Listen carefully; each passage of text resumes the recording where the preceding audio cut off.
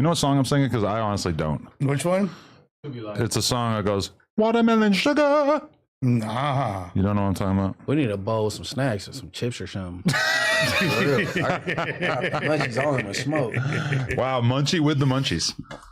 That's meta right there. I didn't even know that was possible. There's layers. Smoke. I didn't even know black people talked about the munchies. What? I think that's a black thing. No. Getting the munchies? Hell no. That's like a Harold and Kumar thing. That's like the white. Well, they're like Indian or whatever, but like just in general, I feel like getting high and getting the munchies that's a white guy thing. Well, circa 1994 on the song "Hey" by Crucial Conflict, bro says, "I got the munchies. I need soul food." Oh, it's a Harry Styles song. Watermelon sugar.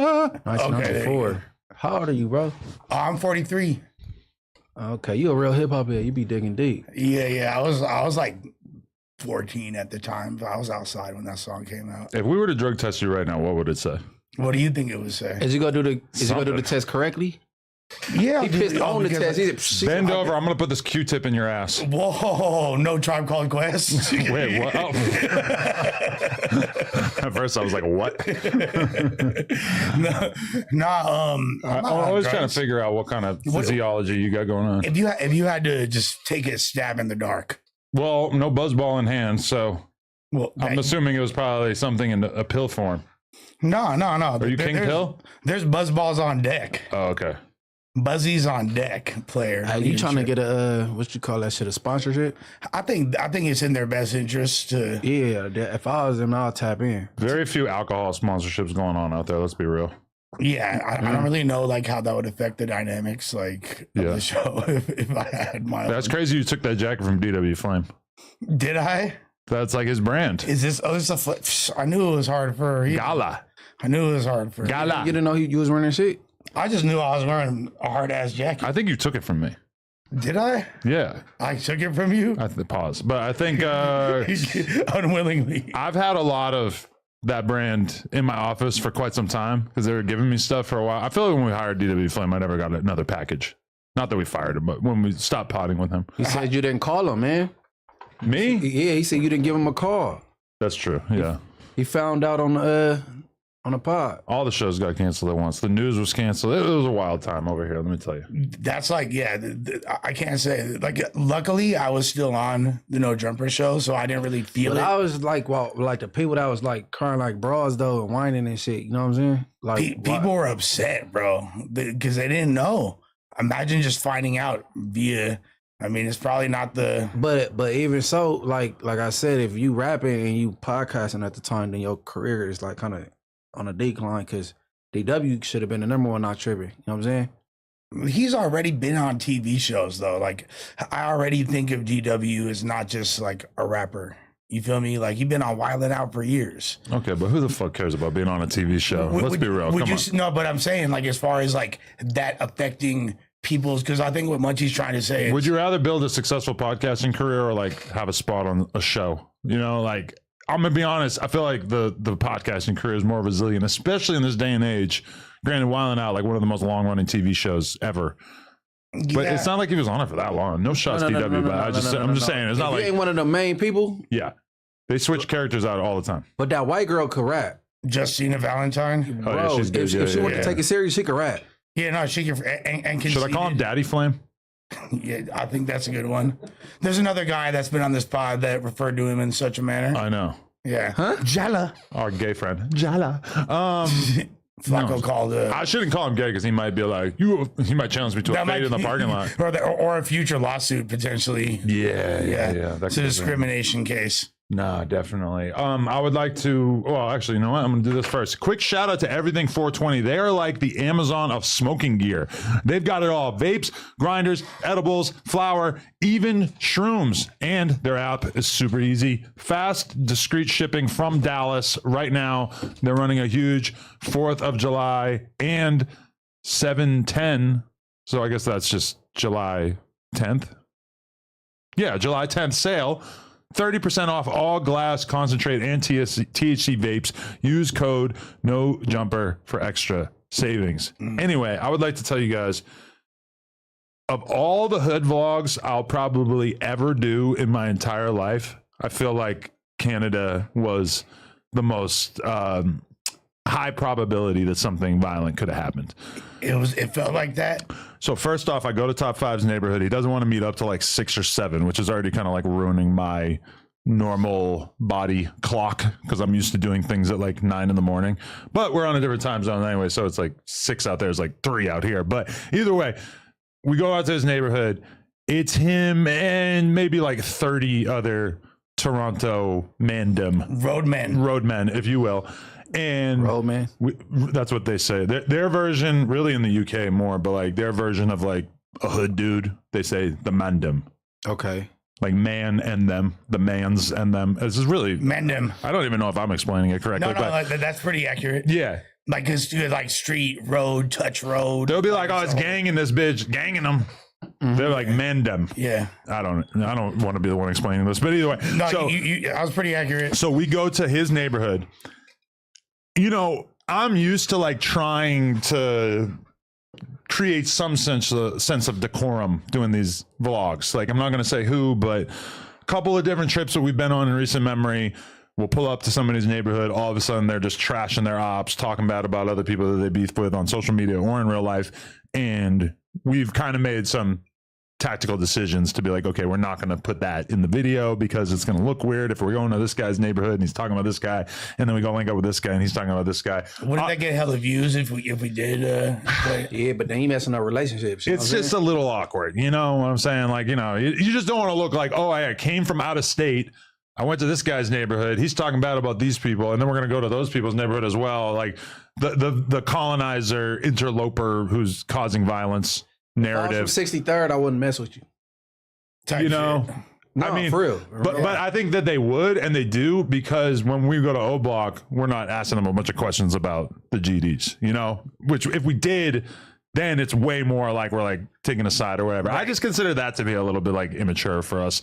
Either way, as soon as I meet up with Top 5, I realize that's not a possibility. He's trashing his ops from the moment that we get there. There's just no way that we're going to edit it all out. So most of this is probably going to make it into the video or whatever, but he's going off about all kinds of deads that he's smoking. He doesn't smoke, but he's trashing people left and right.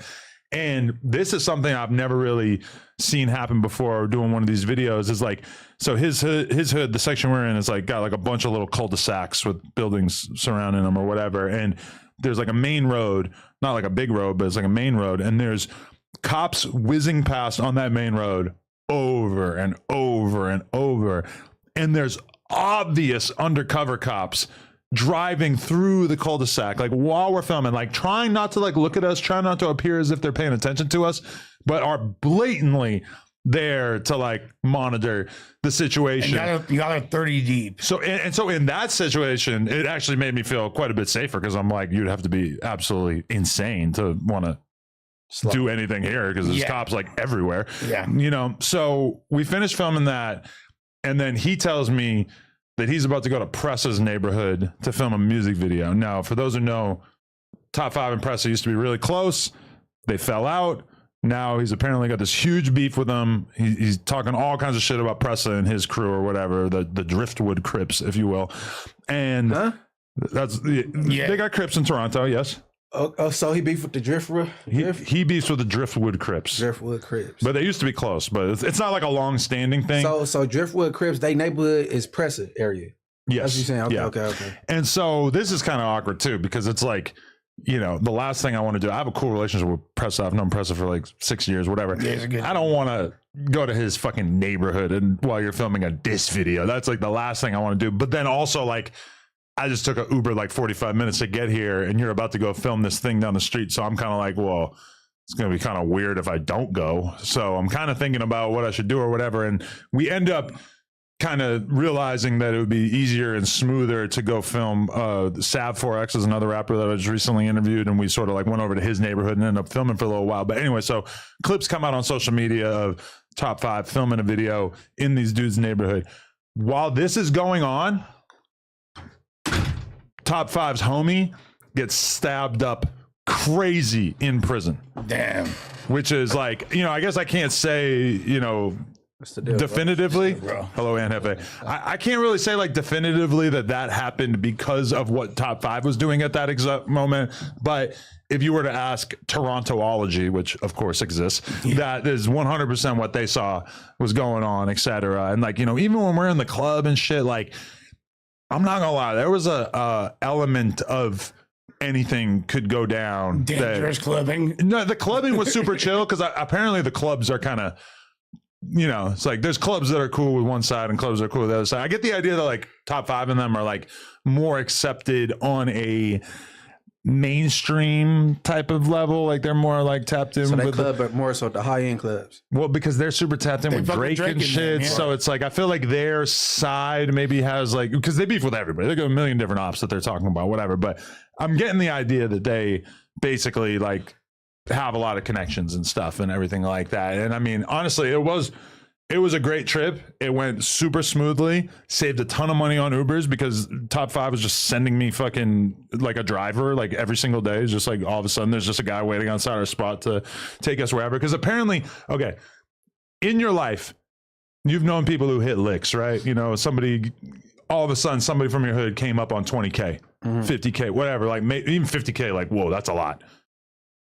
Top 5 apparently hit a $3 million crypto lick. And let me just say, he's living like he hit a $3 million crypto lick. I would estimate he probably spent at least $10,000 in the club that night. He's openly talking about this. He's talking about it like it's not even illegal. Yeah, I don't know what the fuck he's thinking. Hey, he kind of. How old is he? He's like 26 or something. That's why. Yeah. Why people always blame it on the age? I wasn't that. Bro, it's a mentality, bro. It's just a mentality. But it's people be laced up also, though. You watch people do what you doing before you. I wasn't doing that at 15. So that's what I'm saying. When people always come out like, oh, how old is you? Oh, he was 14. Oh, yes, his age. It's really like your mentality, like the things you've been through and how you like your viewpoint on things. Okay, on top of that, you're talking him, about a gang member who spent all this. this time in prison and shit. So in his mind, I feel like he's thinking, I might not be here for very long. He's facing murders that he beat. So in his head, he's probably thinking like, who knows how long I'm going to be here. I might as well spend That's this just money, like right? Chicago up But there. do you sense a little ADHD with him? I mean, He's yeah. retarded for sure. Okay, No, I think he would be someone who he would have a hard time probably working a desk job, like many of us. But you know, yeah, ADHD. I don't know if he has the temperament. He's not sitting to work at the call church center for 2 hours. Like Yeah. he not like nah. So that just mean he ADHD, like he can't be still. Like Right. you gotta just be up on the go, moving around. And even like he's staying up super late. He's like, before we do this interview, the next day after the club, he's like, I'm gonna take a 2-hour nap and I'm gonna meet you to do this. And he don't do no drugs. You don't smoke, you don't drink, nothing. And he's still got that kind of energy going all the time. It was kind of crazy. For Yeah, sure. he needs all some- energy. It's a manic episode. He's in the throes of a manic episode. Yeah. So he do gangbang? Yeah. You know, it's Toronto, He so the it's Crips. He a blood? I don't think he's a blood. No, I don't think so. He's a road man. He's a road man. What the hell is that? he's a Like, road man. Okay. and I ain't Yo, even I want to get an official definition for y'all of what a road man He's a road man, bro. That's so I don't feel like he sound like he in Jamaica somewhere. Like, man, I'm a bad man. And like just like what? Hey, bro, Top 5 gonna come for you, bro. You Come Not- even what? There's a lot of First Jamaicans we have out the there. plumber coming for me. Top 5 gonna come for you. All right, so ChatGPT is the unofficial 5th host of this podcast, but in UK slang, a roadman is a term for a young man, usually from an inner city area, who's deeply tied to street culture, often involved in petty crime, drug dealing, or just hanging out on road.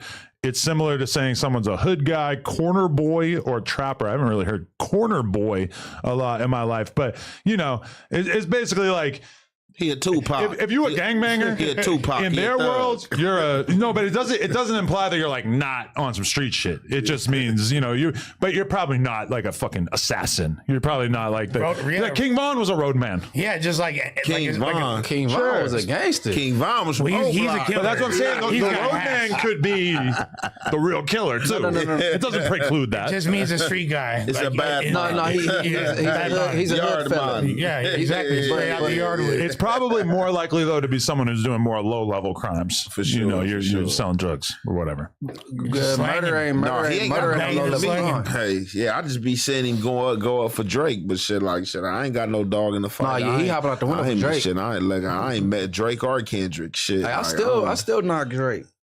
I like he Drake still got my some I ain't top bangers. gonna five. lie, bro. For real, man. I used to knock Drake, but since that battle, it's like he fell off. Like you can hear Drake on every radio. Like before then, like I used to fuck with Drake heavy, but like I don't even lie. It's just like that kind of battle. It's just like Hey. Wait, it's you like feel it's like he stalking. fell off like Like you don't music? hear his music no more. Like usually you would I hear. feel like Drake. that's a California thing right there, though. Yeah. I feel like in the rest of the country, you're still hearing almost exactly as He much just dropped Drake. the song that massive. Yeah, he had a number one hit, Nokia or whatever. That's No, for No, it sure. was the other one, for wasn't sure. it? And I fuck with him and I'm not like I said, I ain't got a dog in the fight, but it just I ain't gonna lie, it do kind of seem like the stock kind of like dipped a little bit since like the little battle. I feel like we Yeah, got it dipped a little, but we coming back. He drop. Wait till he drop. I think Oh, that's yeah. gonna be like the real test. The whole thing When he is actually just- dropped One thing it. about it, like if he dropping, like if he got that authentic, like that Drake hard shit, nigga, I'm a bang it. Like I said, all right, but I'm just saying, like I'ma just knock me, it like too. the viewpoint from the battle standpoint and everything since then, Let's it was just get like, that up. it was like you could tell that like he like kind of like took a fall. for He real. suffered aura HP. He points. don't need to throw another diss song. Just make music. Cause K-Dog just knocked him out in the fourth ring. What round was that? Whatever round. He knocked him couple out. rounds. I feel like though it really doesn't matter at the end of the day. People are still gonna slap Drake. I'ma slap regardless. No, for sure, because I mean it's just a girls rap really battle. It's don't a rap battle, He bro. just got new abs. You feel me? Like Oh, abs. we gotta Yeah, talk about come that. on, Huh? Ken. That picture he just took, somebody did. Yeah. So he got some manufactured abs. they saying ab implants. Are being Okay, alleged. let me explain this to the people out there. Let me explain it. I don't. I have pure. My abs have been implanted with gelatinous cellulite. No, let me explain this to the people out there. And there's a couple of different OnlyFans baddies over the years that I've seen get this surgery. Drake is honestly one of the first dudes that I've seen get it, besides Bam Man Kevo. He's another one. It's not ab implants, it's ab etching. So basically, they go into your stomach, they suck out a bunch of fat. The fat that is still there, they sort of carve it out. You know, they carve it so that it kind of looks like you have visible abdominal definition, but then it kind of creates like a weird situation because like in that photo that Drake posted, which everybody's freaking out about, and it's not the most easy to see photo, you know, it's like taken from a distance. There's all these bottles of liquor in front of him. It's in a mirror, but you can He kind of knew tell what he was doing. That was a blatant thirst trap. you can for these tell hoes. that Drake doesn't have like a huge amount of muscle in his arms and stuff. Like the definition in his arms and shoulders is not that crazy, but then it's like a lot in his Abs stomach. tone. And the weird thing about it is I'm pretty sure that if he were to gain 40 pounds, that he would still have abs, and then it would really look fucked. And did you see that picture that people posted of Big Sean? Nah. Oh, Big Sean did whatever Drake did. Big Sean did it worse, Yeah. Damn, bro. These fools is Nah. getting lipo out here. That Big Sean did it worse. Listen, I feel like at some point Drake might end up having like something done to sort of like fix this. Fix this. So it's like ab sculpting. What the essentially. fuck? you kind of like drawing the abs. I Yeah. didn't know that this was going to serve me up like a weird video of Big Sean. These don't look that bad, but some of these photos look kind of strange. I don't know who posted this shit, but their page is in question. Yo, but this is actually the surgeon who apparently did it. Yeah, but look at people calling him out in the comments. A six pack with no muscles in the arms or chest is crazy. LOL. This Who we looks talking wild. about? Big Sean or Drake right now? Right now, we're talking about Big Sean. All right. But yeah, I mean, it's a surgery that a lot of people have kind of like messed with. And my personal opinion is that it's probably not a great idea. If I had the money, I'd do it. I got an ET body. I've been crushed with it my entire life. You're gonna look worse because you don't like, because think about it, your whole body is gonna be the regular fat percentage that you are, and then your abs are going to be whatever. It's just going to make your abs look like that of a person with 8% body fat, and then the rest of your body is a person with 20% body fat. You can't. There's not like a happy medium. You can't like get like a half carving. I think there probably is. It's just that technology is sort of new comparatively, so the doctors maybe are doing a little bit too much. It's not even that serious. Definitely for like dudes, both dudes like they size. They weren't even big dudes. They could have like really for real just did like a little CrossFit good workout workout routine and got that. Yeah. No, I'm with you. Yeah, I feel like that. Yeah. I feel like probably Big Sean and Drake are both For thinking, sure. yeah, maybe I should have just spent more time in the gym. If there's a way to do that, but make you stronger as well. Yeah, it's called doesn't- testosterone. Yeah. Oh, there you go. Yeah, but I mean, when you're on testosterone, you're not necessarily going to just like shred fat either. So I don't know. I mean, I don't want to like judge what anybody does to try to look better, but I do think that this is a surgery that if somebody suggests that you get it, That's for women. definitely think twice. Yeah, but I'm telling you, like I've seen girls with it who are like kind of thicker, and then you can still see their abs, and it's weird. And I would show you guys right now, but these are people I fuck with, and I don't want to throw them under the bus or whatever. But there's Pussy for you. yeah. It's a whole porn thing. You can't be out here just sort of critiquing girls' bodies. It's a bad look. Yeah, that's crazy. No, but then the thing on top of that too, when you get them type of surgeries, because I know a few people that's like got them type of surgeries, like that shit really be like having like health complications if you ain't eating properly and like maintaining that shit. You really gotta like maintain that shit and do certain shit after you get that surgery, or your ass gonna be doubling over in somebody ER room hollering. Bro, I just interviewed Chris Gotti, who's Irv Gotti's brother. And I was asking him about like what led to Irv, his health declining and him passing away back in February.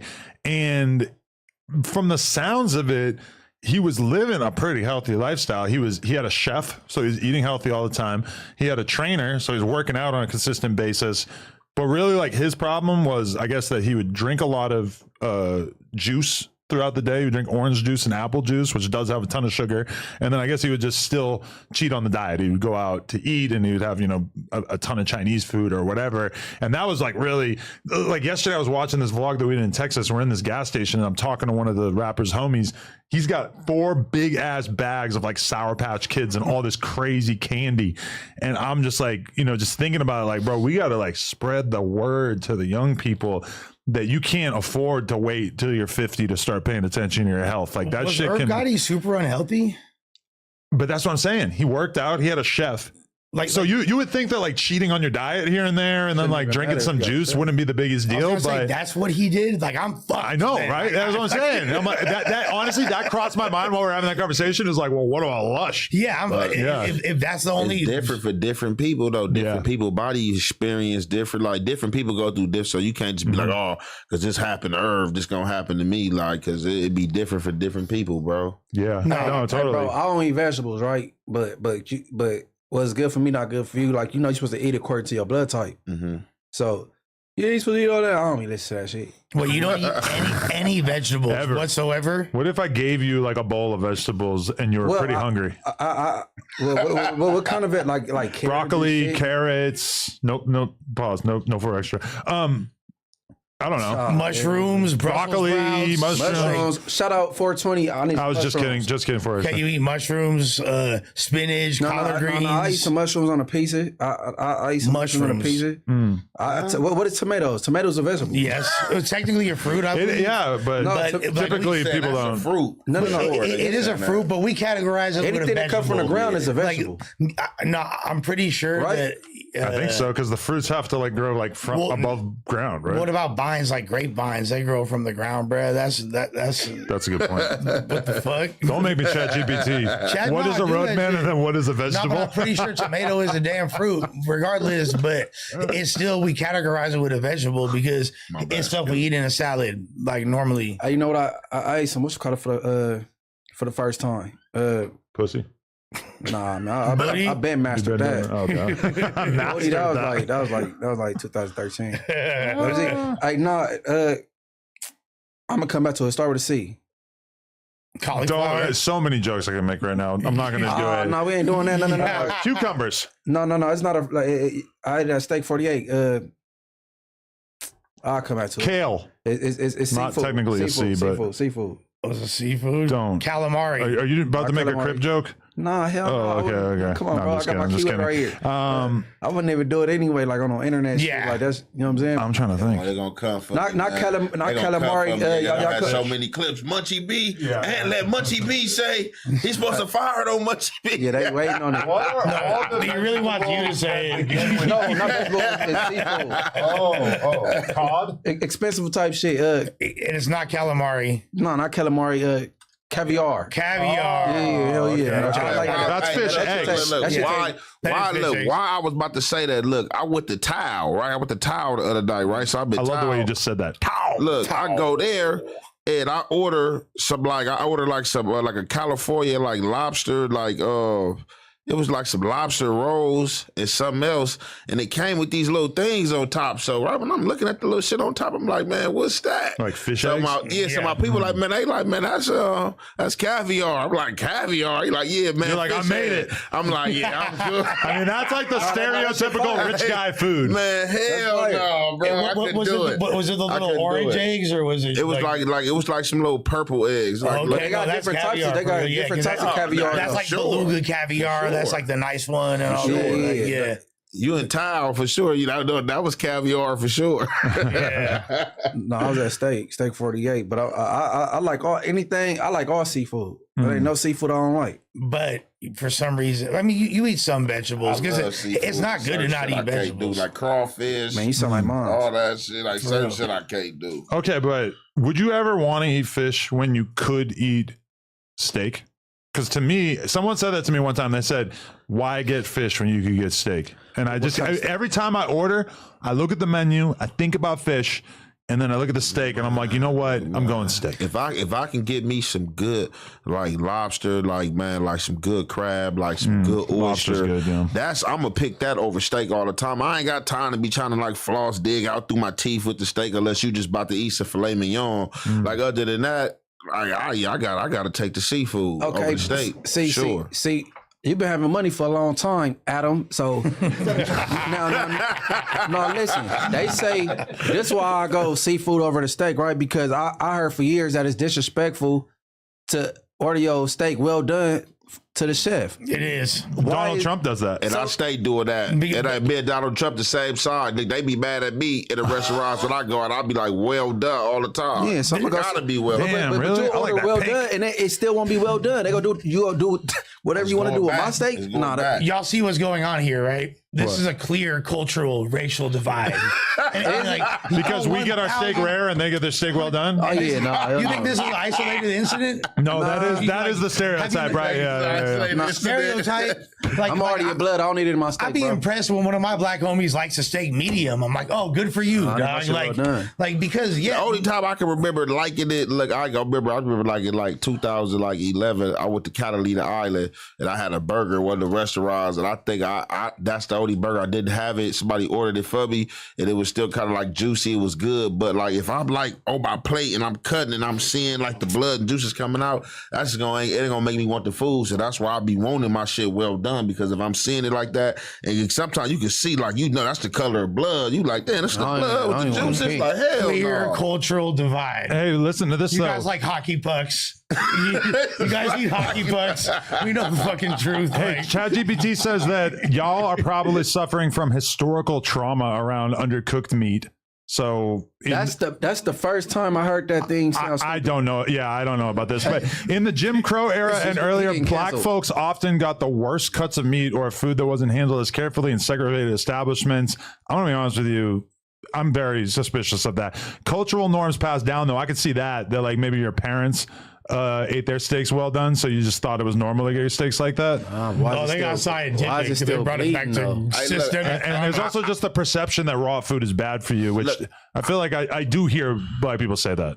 I'll be lying to you if I know how my mama and father eat they steak. I can't even remember. I just know how I like bars. Bars got to be like that, like for real, for real. But some people do pick up off their parents, because like my daughter, she be watching me and she'll see me be like, well done. So now when she be with her mama, she'd be like, shit, well done. She be like, yeah, you got that from your daddy. So you're just like ruining the steak, and now you're teaching your kids to ruin the steak. Our Like, steak is ruined. That thing be good. hey, but why is Ruin it- the steak. you guys are tripping. Why is bro. it disrespectful to the chef though? I mean, like, it's from a culinary perspective, and I'm not a fucking chef, so Yeah, but they think that's like the wrong way to eat it. yeah, because it's like essentially like all the little flavors and nuances that you're gonna get from it being undercooked or cooked properly, quote unquote, are gonna be lost if it's just. Man, I think that's how you know that's who a good chef, when you can cook it like that. You can cook it Keep well the flavor done, in. and that thing still be like, oh, this like that. Because I'll be eating some good steaks that be well done. I'll be like when I go to What was my favorite steak spot, man? Master Roast. We all got the same one. No, I like what's the other one? The original one. Roof Chris. Yeah, there you go. Fleming. Roof Chris. I'll try to give That's you more my spot. credit. Roof Chris. No, I go to all of them. I ate at all of them, but I like Roof Chris. Like shit. I like They them. I got like how they cater. You know what I'm saying? The one I be fucking with the marina. Like Yup. man, it's good. That is a great yeah, Roof for sure. Chris. That's the one I go to, man. In the marina. I used to live right down the street. Got evicted. Yeah. Got evicted. Right out the marina. Yeah. You was loud over there, huh? It's quiet over there. Well, nah, there's this thing you got to do, like at apartments called pay rent. You feel me? Like Lush has historically had a hard time with that. well, this is like a cocaine and masseuse era. Like you feel me? Like You crazy. cheating on my wife era. Like it was wild. I want the freedom to drug test you whenever I feel like it. Yeah, well, you think like you guys do worse shit than that? Drug test me. What do we do that's worse than that or more invasive than that? I mean, not to me per se, but I feel like just working here and I'm pretty working here. Well, no. Here, let me explain this properly. Like, You gotta clean that up. yeah, let me explain this properly. In the manner in which I did, I opened myself up. Pause, no Diddy. Being transparent. Yeah, being very transparent. You feel me? Like being very transparent. So that when you do that, like, yeah, it can be endearing to fans, but you're also opening yourself up to a lot of scrutiny potentially, and motherfuckers will use shit against you. So okay, here's the question of the day. So I think last week when we did this episode or the show, I think that we were still assuming that 607 Unk was like coming right back. I think that was the feeling at the time, and really, I honestly haven't really watched any of it, but I've gotten the idea from the titles on YouTube that he's basically been on a campaign presenting himself as if he's the victim and that he's been treated unfairly. He was set up with 4Extra, that we hypnotized him and made him diss the Bloods. He's upset because he feels like our YouTube titles are misrepresenting him and making him seem as if he was disrespectful to gangs in a way that he feels like he wasn't. See, that's that bullshit. Hypnotized them. Not literally hypnotized, but I mean, apparently he feels like we were able to put him into some sort of alternate mental state. Now, I do have an update for the people out there, which is that allegedly, according to him, and this is a person who seems like they do have a tricky relationship with the truth sometimes, but this person, 607 on, claims that he is coming back and will be filming content within the next few days. So, what do we think? Do we think that 607 Unk is the victim here? I have seen like a fair amount of people in the Reddit and stuff who seem sympathetic to this argument. Man, somebody went in. I didn't know who he was, but he ended up hitting me in my DMs. Y'all probably know him more than me because I'm kind of new to the internet space. The big dude out of Texas that was like FDA was like, He yeah, went man, in on you copy can't Rick Rock. don't commit. He went in on Rick Rock too. Yes, he was talking hella shit to Rick Rock. Yeah, that shit was I only funny. seen like all of. I watched like Danner the whole interview. So that Rick that's in the same interview. I don't think it was an interview. He was audio sending. messages to the Yes, DM. you got it too. Rick Rock showed me the DMs that he was getting from FDA. No, he just hit me in my DM. He kept it respectful. He just like, hey man, he like, man, I respect your homie Baby Sody. I'm like, yeah, that's my bro. He know what's up. You can ask him about me. He was like, yeah, I just seen the content you did and shit. I was just like, yeah, for sure. And we left it there though. But like, He said you the only one he respect, bro. He said no, the Rick Rock. They said the only one I respect is Ed Hefe. Yeah, He didn't tell on nobody. The police is following him. Yeah, he said, but your rockhead ass. He was talking about like, hey man, that shit was funny though. He's going in. He like, you calling me fat? He was just going in on Rick Rock. Oh yeah. He went in to my man. Like He said, Crip, you gangbanger.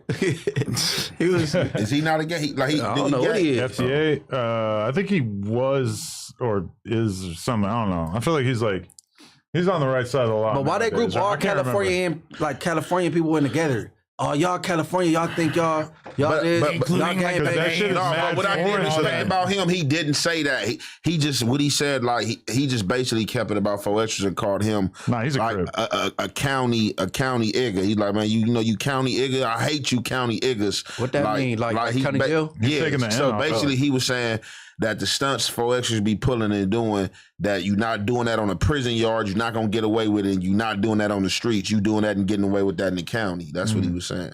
And that's when he was all that like that, I don't respect you and you better stay in California and all that. So he was just like calling him like, man, you a county type nigga. Like you ain't doing that in the prisons. They ain't standing for that in the prison. But anybody know like the crazy stuff that's going on in the county, hell no, you're not doing that in the prison. Like you gonna be the victim if you think you're gonna be getting away with anything crazy in that pen, because the homies ain't allowing that, period. All right, so let's bring it back to the 607 Unk thing, because this is my main thing. He clearly has been kind of given the leeway in Chicago or whatever to do this whole BDG Vice Lord thing, whatever. Apparently everybody thinks that's funny and nobody thinks it's a problem. I don't think California is really the place for him to be pushing the envelope as far as making jokes about gangs. How long was he really running around Chicago doing that for? Probably like 2 or 3 days at a time. I'm gonna be totally real with you. Like, it's not like you spend like huge amounts of time out there. But as far like, this is one thing I realized, because I was just in Texas and I'm talking to them about their Bloods and Crips shit. The consensus I got from people was they don't really give a shit. It's not really that big a deal to them. You could have a whole neighborhood full of Bloods hanging out with Crips. It's about who you fuck with. And let's be real, out here is really not in the same way. Out here, it's like your gang connections are super important. And I feel like in New York, I kind of got the same vibe where I'm realizing like, oh, like the gang affiliation is way less important there than it is in LA. LA is the number one place. When he said that word and Munchie said, what? Watch your mouth. I mean, you literally offended like every person who's affiliated with that out here. So let me ask you this, Adam. So in Chicago, I mean, what's the difference from Chicago and LA? Like, it's like we keeping it like real. Like they spanking shit more shit out there in Chicago than LA. So I think they're more dangerous. What's more offensive is him saying it in Chicago. Let's just say he dissed a derogatory term for a GD, a vice lord. Do they have those? Yeah, it's a way. Yeah. I'm not gonna say it's the way you diss everybody, diss everything. For that sure. used to be like their biggest gang. You know what I'm saying? Or let's just say throw the pitchfork down or something. You know what I'm saying? That's which is disrespectful. Like and like, you know what I'm saying. So it's like I don't think it's no difference in Chicago than it is in LA. Like people be trying to do too much with that. But the thing is, he didn't diss nothing out there, but he is playing with it by saying GD Vice Lord. Right, but that's different than him like literally dissing their sets. Yeah. But he doing a whole campaign playing victim right now, but you really ain't no victim, because you that show went on long enough for me to start texting and after he said the stupid shit. You know what I mean? Like ain't nobody tripping, and then I don't think 4Xers wanted to do nothing. It was a scare straight program. And he accomplished it. And I think it was good that 4Xers did it the way he did it. Because if 4Xers would have went in there and talked to him regular, like, hey, bro, you can't be playing with the hood like that, or sex playing me, he would have still been playing around, not taking shit serious. I think 4Xers went about it the way he should have. But him talking about some, I ain't much he be. I could have said a whole lot. You know what I'm saying? I could have said a whole lot because Adam dissed the N-word twice in your face, bro. Wait, what? What? Nigga, I ain't a short sleep? Yeah. You're saying I said that twice to 4Extra, just like the St. Louis dude did. You said, when did I say that? He said, what you say? You said, and y'all blinked it out. Where your editor at? What are you talking about? Are you talking about when did that happen? The Trap Lord Ross? Trap Lord Ross said it was nobody but 4Xers and him sitting down, and he said N-word. And he's like, what? When? N-word. But did this happen? And then they blinked it out and said, beep, beep. I said, they got respect for that crib. They blinked it out. I would like to challenge this narrative. Can we bet some money? Are you sure? I don't want to bet money. I just want somebody tell me when this happened. Challenge in there. That's the one. Donnie, you remember this? Let's gamble. Names. He's saying that I said the short sleep. Maybe he said the other N-word. In front of 4Extra? No way. Y'all just think that. I don't think so. I would remember it. I remember it. But see, I remember Trap Lord Ross saying the C word in front of him, man, like it was yesterday. That was an intense moment. I don't know what he's talking about, but I'm pretty sure it's a no out of as many segments y'all got. It's a no jumper episode that you can go back and you probably explaining the story and said something that was derogatory towards, you know what I'm saying, him. Maybe because taking a short sleep is pretty common, but There's no way But that it I was said it obvious. around Not him like and that he that. didn't say No. something. Not like he Knowing said him, I don't think so. He had the same reaction I did. You tell me where it is because I don't remember. Does Man, anyone? early I'm not on. seeing anybody in the chat who remembers this. Oh, it's gonna pop up. No, if it did happen, for sure, I will change my opinion and apologize. But I don't remember that Bro, at all. you gotta remember, right? Because when it came out, I heard it boom, but then on other episodes it's beep. It's a beep over it. I said, oh, so who Laura bleeped over it? Called her. I don't remember That's this. a good bleep. I'm looking for somebody to show me in the chat man. because I don't remember it. And I'm not saying it didn't happen. I'm because it's a fucking normal word. Let's be Yeah. totally No, real. it is a normal word, and that's why I told you I ain't about to be watching my mouth just when I'm just regularly talking. I'm not trying to disrespect somebody, but when you deliberately trying to disrespect somebody, that's something different. You know what I mean? Like these weirdos in my DM. Oh, suspect dish a hood because he calling Brandon a federal fag. And you dish the hood by the F word. Yeah. That's just people on the internet trying to do too much. That's like man. a common. I don't care That's about like a that shit. common word that people use to diss each other outside the Especially context. If they used it for you or in a way where it was obviously intentional, that's the conversation. Yeah, Him it's just different. because it's a normal insult for Right. other people, you know? Right. Yeah. No, but like honestly, at the end of the day, like I never felt like it was really that. See, I feel bad that he is now says it's so uncomfortable because I never felt like it was that intense. Which one? Unk, like when Faux Extras was turning up on him and all that shit. Like I never. So let bro, me. Can he I never ask this felt like question? that way. I don't. So let's just paint because I don't know if this was the narrative or not. Let's just say I come, you know what I'm saying, or how Unk trying to explain the situation, talking about it's 30, 50 dudes, you know what I'm saying, why you come with all your homies in this. Which, by the way, that was an exaggeration. bit of an Him saying exaggeration. 50 dudes was an exaggeration. like for the 30, record, right? he's exaggerating and lying about a lot of stuff, but that's definitely one of them. There is He less. said it was guns. He had a gun on him. Like they forget drawing down on Mikey. yeah, we ain't gonna even forget that. I can't give an exact figure, but it was less than Travis Ford brought. Like I can tell you that. All right, so let's say do y'all think it's any less compact if I just come 4 extras regular turned up by myself only move this and that minus the homies, you know what I'm saying, like because you can still get the same message across, you feel me? So I think a lot of people that was hopping out there that had their opinion that didn't like it, that was like it was bullying, it was like, oh, why you come at all them dudes and then you do that standing over him like that and you got all your homies for backup, you know what I'm saying? But didn't Faux Extra bring the dude that was sitting next to him? I don't know. No. I don't know who No. The dude was supposed to be Unk back up, but he was acting like he was. the Grape Street Yeah, that's dude. what I'm saying. Yeah. It took me a while to figure out that dude was supposed to be with Unk because he was laughing his ass off at 4 Extra. Because I mean, he might fuck with Unk, but he's also looking at 4 Extra like everything he's saying makes sense because he knows exactly how hard he would go up if somebody was dissing Grape. Well, I hope Unk didn't pay him. But what people got to understand, because I didn't even see all that, but like, no, it ain't no bullying. Definitely when Unk hopped out there because you see the clips of Unk hopped out there and he's playing like saying like homosexual slurs and like towards 4 Extras, and Adam is kind of really like trying to tell him like, man, like, hey, woo. He's still like, yeah, man, forget that, woo. And then somebody get on you, like, that's one thing about it, you can't be playing because you can't tell nobody how to handle disrespect and or how to mourn. And that's how I feel like a lot of this shit, like, I don't know, like, how long Unk really plans on being a part of No Jumper because we tell him, he gets confronted by 4 Extra. They do the podcast together. You'd think that at some point in all that he would get the clue that this is not appreciated for you to be playing with his name like that. And then he's spent like the past week saying gay shit about him, telling him he wants to fight him, etc. Now, I have heard through the grapevine a certain No Jumper employee has been talking to them, and I guess 4 Extra is down to sit with 607 Unk again.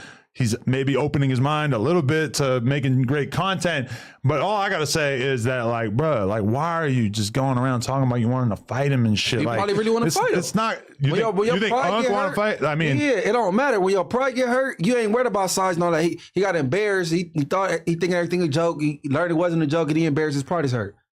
I don't think that's a good idea for Unk. I'm going to be totally honest with you. I know you don't like me treating 4 Extra as if he's a superhero, and it's not that. But I don't think that would be a good move for Unk. I'm going to be honest with you. But when you feel like your pride was hurt, you feel me? And it ain't about the win or loss. He just got to get that.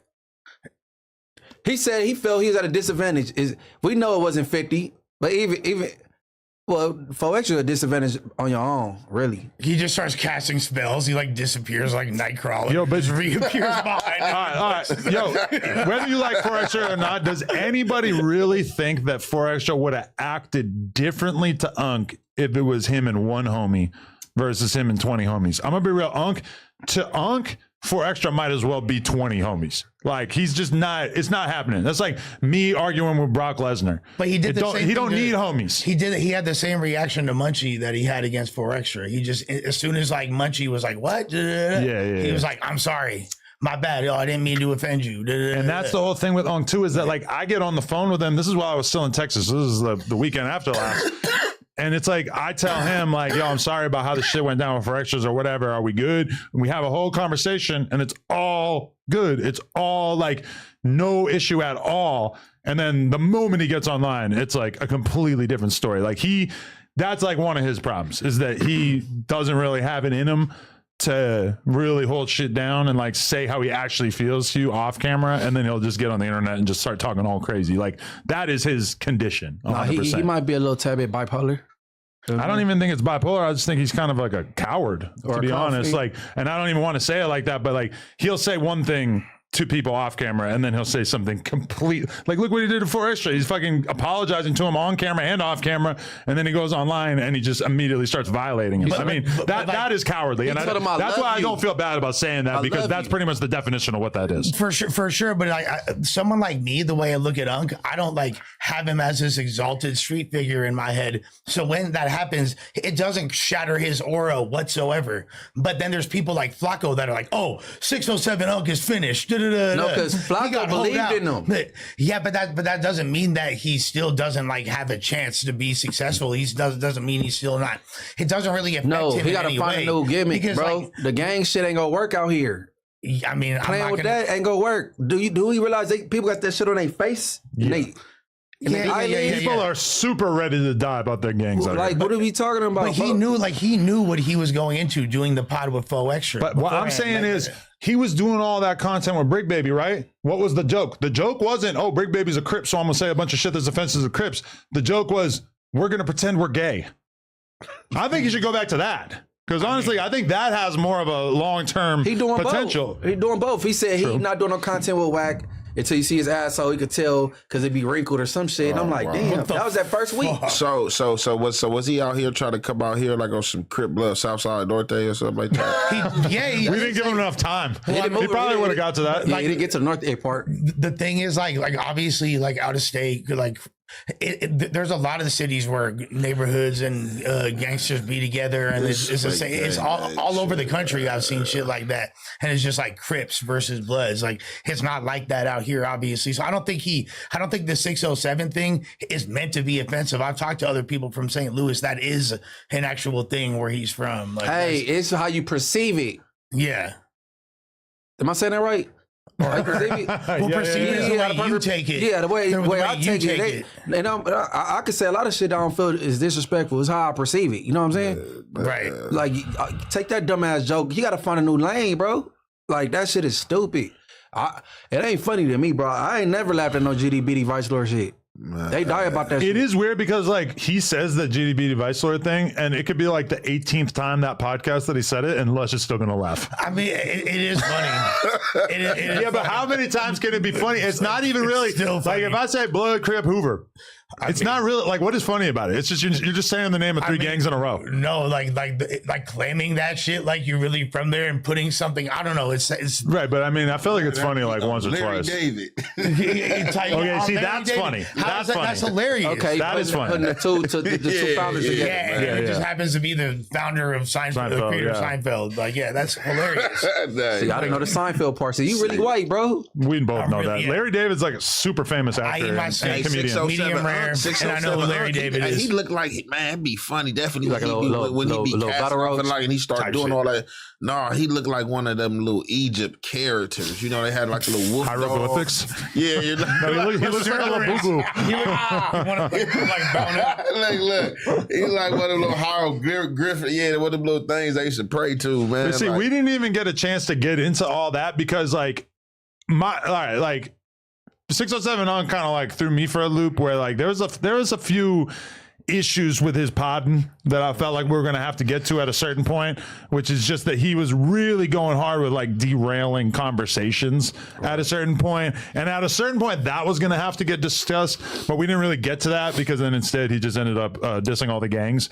But like, you know, like we're sitting there having like a really good conversation. We're 20 minutes into it and he's going twerking. Hey, that shit be man. and I'm looking at the chat and I'm seeing people dying laughing about it. So I'm kind of like, okay, like I guess like if this is gonna keep people entertained a little bit, but it's like, bro, that shit's not gonna last forever. Be like 15,000 live viewers with just Yeah, and he's twerking. and then even like, you know, you're having like an intense conversation about something, and then he goes, but gang, here's the thing. We in Africa right now. And like, you know, for me, Hey, man, I'm the good podcasting guy, man.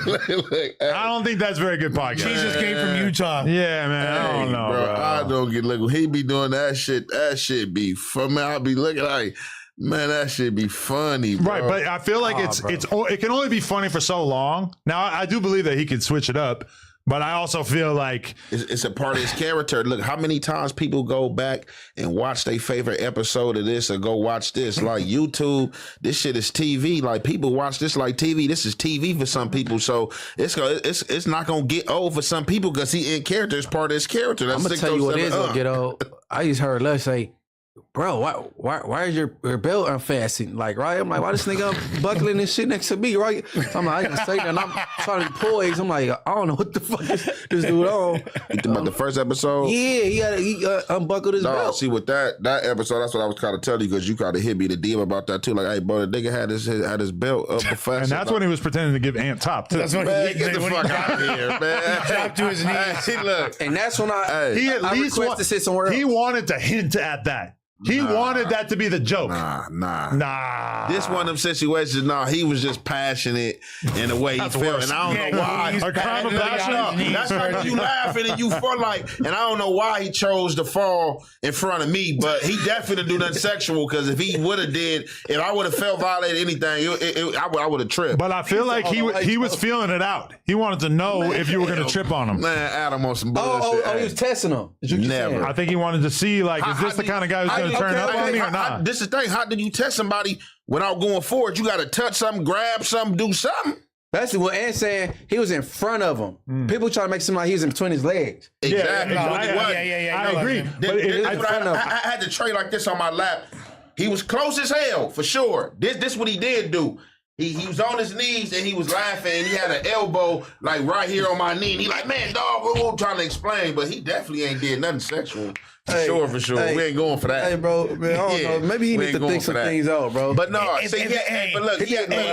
I think he was on trying to be on some fashion statement type of shit because on the belt he had, it was a gun. And like it was like a Trey 5.7 or a 38. So like when it was unfastened, like the gun was hanging, like he had a burner on his way. So I think he was kind of trying to be on some shit like that. Like I got the blick or something. For the record, not a real gun. People out there. No, it's belt buckle. But I don't think that's the case because it was fastened at one point. And it wasn't when he came in the door. It was unfastened. When he came in the door and I seen him, it was unfastened. Oh, okay. He never unfastened. That's what he didn't do. Okay. See, y'all trying to make this shit some other shit. No, that man did not come in here with a fastened belt and then unfasten it like he was trying to get freaky, bro. We not doing that, bro. I feel like he was doing all kinds of like. He didn't do that, Lush. He never unfastened his belt, he noticed it at a certain point, and when I heard him say that, he said, "Bro, where's your belt unfastened?" I said, "What the?" Because I seen when he first walked through the door, when Adams introducing him, like, man, y'all know his shit was already hanging. Because I seen the little gun dangling. I gotta learn like some aura points from you, Amp, because if something like that happened to me, they would have found a way to spin it against me 1,000%. Fuck them. They been trying to spin shit against me. I bet you go. If you let them do it, they gonna do what you let them do. Shit, like it ain't an aura point. It's letting it get to you or not. You know what I'm saying? Oh yeah, no, that's pretty much impossible at this point. I'm right now. It's all kind of taught us with this hova whoop removal. Well, you can't possibly act like you really believe that. No, at this point, compared to what I used to be like, okay. Are you like, yeah? Like, I feel like whatever concoction you're on is kind of preventing you from having feelings in general. For sure. Well, 1,000%. Like, yeah. Oh, so you'll admit that was critical. Okay. If I had come in the game, like, getting faded, like, would have been a different first go round for young Uno. Okay. You feel me? BBL Uno in that scenario. Yeah, I'm glad I didn't get to see that. Nah, a little different. the world miss it. But okay, I mean, I guess if he does come back, which he says he is, I personally am looking forward to it. I think we've already created so much lore around his initial run on the podcast that there's just so much to discuss and examine. But I guess his quote to Remo that I recall was basically that he doesn't want to keep doing, he wants to keep doing content. He doesn't want to keep doing content with gang members. He doesn't want to feel like he's being politicked on in every episode. Now, one way that you could easily avoid, all you gotta do is not diss nobody. That's what I'm saying. That would be the easiest way to not. I ain't ever politicked on him, but you know, as a man, like you know what to avoid and what not. So just like the gang community as a whole in LA probably would not really be terribly concerned with him or even talking about him at all if he had just not said a couple of different things. This is the thing that I thought it was like done deliberately. I'm not saying he made the diss deliberately. I don't think that came out premeditated.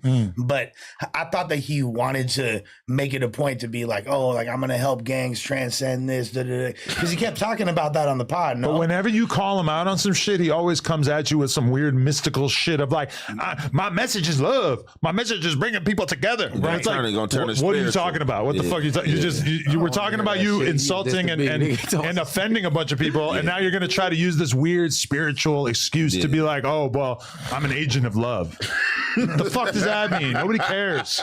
No, it's a great escape act. He don't like being cornered, bro. He put everybody else in awkward positions, but when he in one, he don't like that shit. Like that Hoover tat. When I say I'm gonna have a little broad DM this to 4 extras, he didn't like that. You hear me? I'm sure he didn't. I mean, keep in mind, we You got it tatted? we didn't know he was a Crip, Penny. a Hoover, or anything when he came out here and started doing content. I think him having any kind of gang affiliation was totally new to me and everybody else from my perspective. I think if he go to the Hoovers, they go whoop his ass, bro.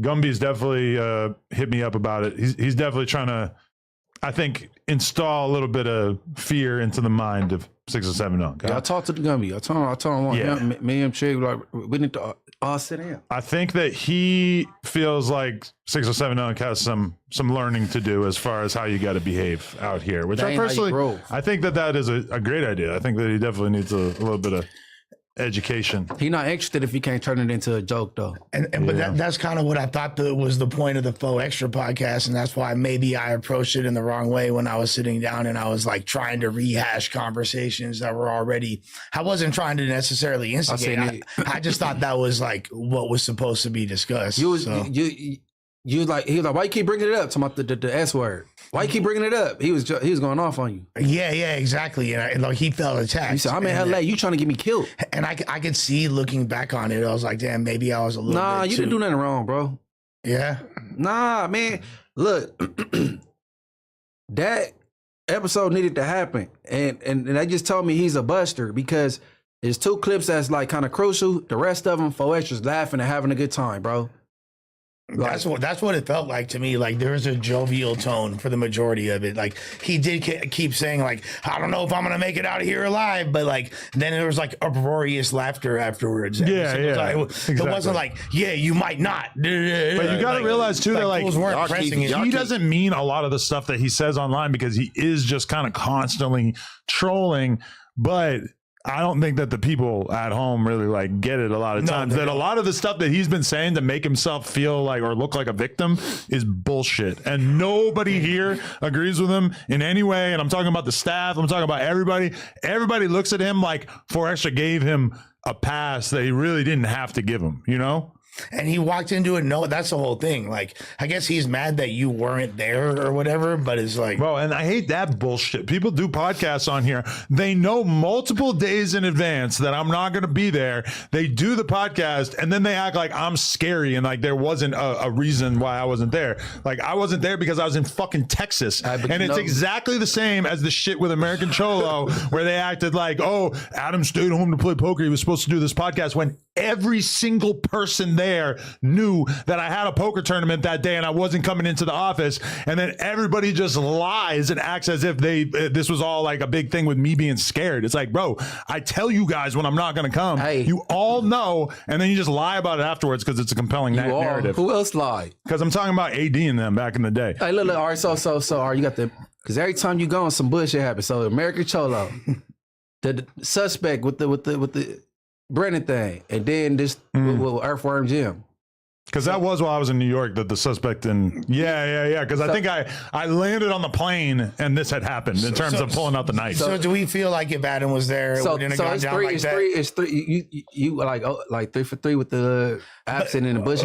But honestly, would any of those incidents, maybe the faux extra and Ugg pod would have gone a little bit different. Y'all keep forgetting that, man. Controversial, man, is the #1 recipe for social media, man. 607 Unk in character, man. He understands and know that controversy sells, and that's what he doing, man. No, 607, man. He trying to do views, man, and get chipped, man. No, I think, bro, he ain't done. Not he's staying away, right? After your situation, my opinion, this whole for extra thing after that, and he leave and a whole 50,000 in a fight. What's all this? He building up anticipation. Views, he know what he doing. Yeah. He branding himself. Okay, all for what? Yeah, but He gotta tweak his little content a little bit, man. And also, though, we can't really blame Adam not being there. But we different characters, though. How you gonna tell him how to do his content now? And as far as being disrespectful, yeah, of course. But anything outside of that. But my thing too is like anyone who's going to be a host on No Jumper cannot be engaging in this like making up fake narratives about No Jumper to make the brand look bad. And when you act like I was supposed to be there that day, and you actually knew multiple days in advance that I wasn't going to be there because I had a trip, that it's not like I bought a plane ticket on a whim. I had the plane ticket like fucking 2-3 weeks in advance. Right. It's like, I don't appreciate that. And that's the kind of thing that's going to make me like, okay, you're funny, you're entertaining to have on stream, but I can't fuck with you because you're doing this lame ass shit. I was gonna say the Kelpie shit happened with you being right there. You feel me? Yeah, it took me like 15 seconds to get on my chair because I'm fucking fried. Well, I'm just saying, like, so we can't use Almighty as an example. Like, no, he's not the example. He's the example. No, I'm saying every time Adam's gone, we ain't using him. But I'm saying suspect. Like the most turned up incident that's ever happened on a No Jumper camera, Adam was right there. Yeah.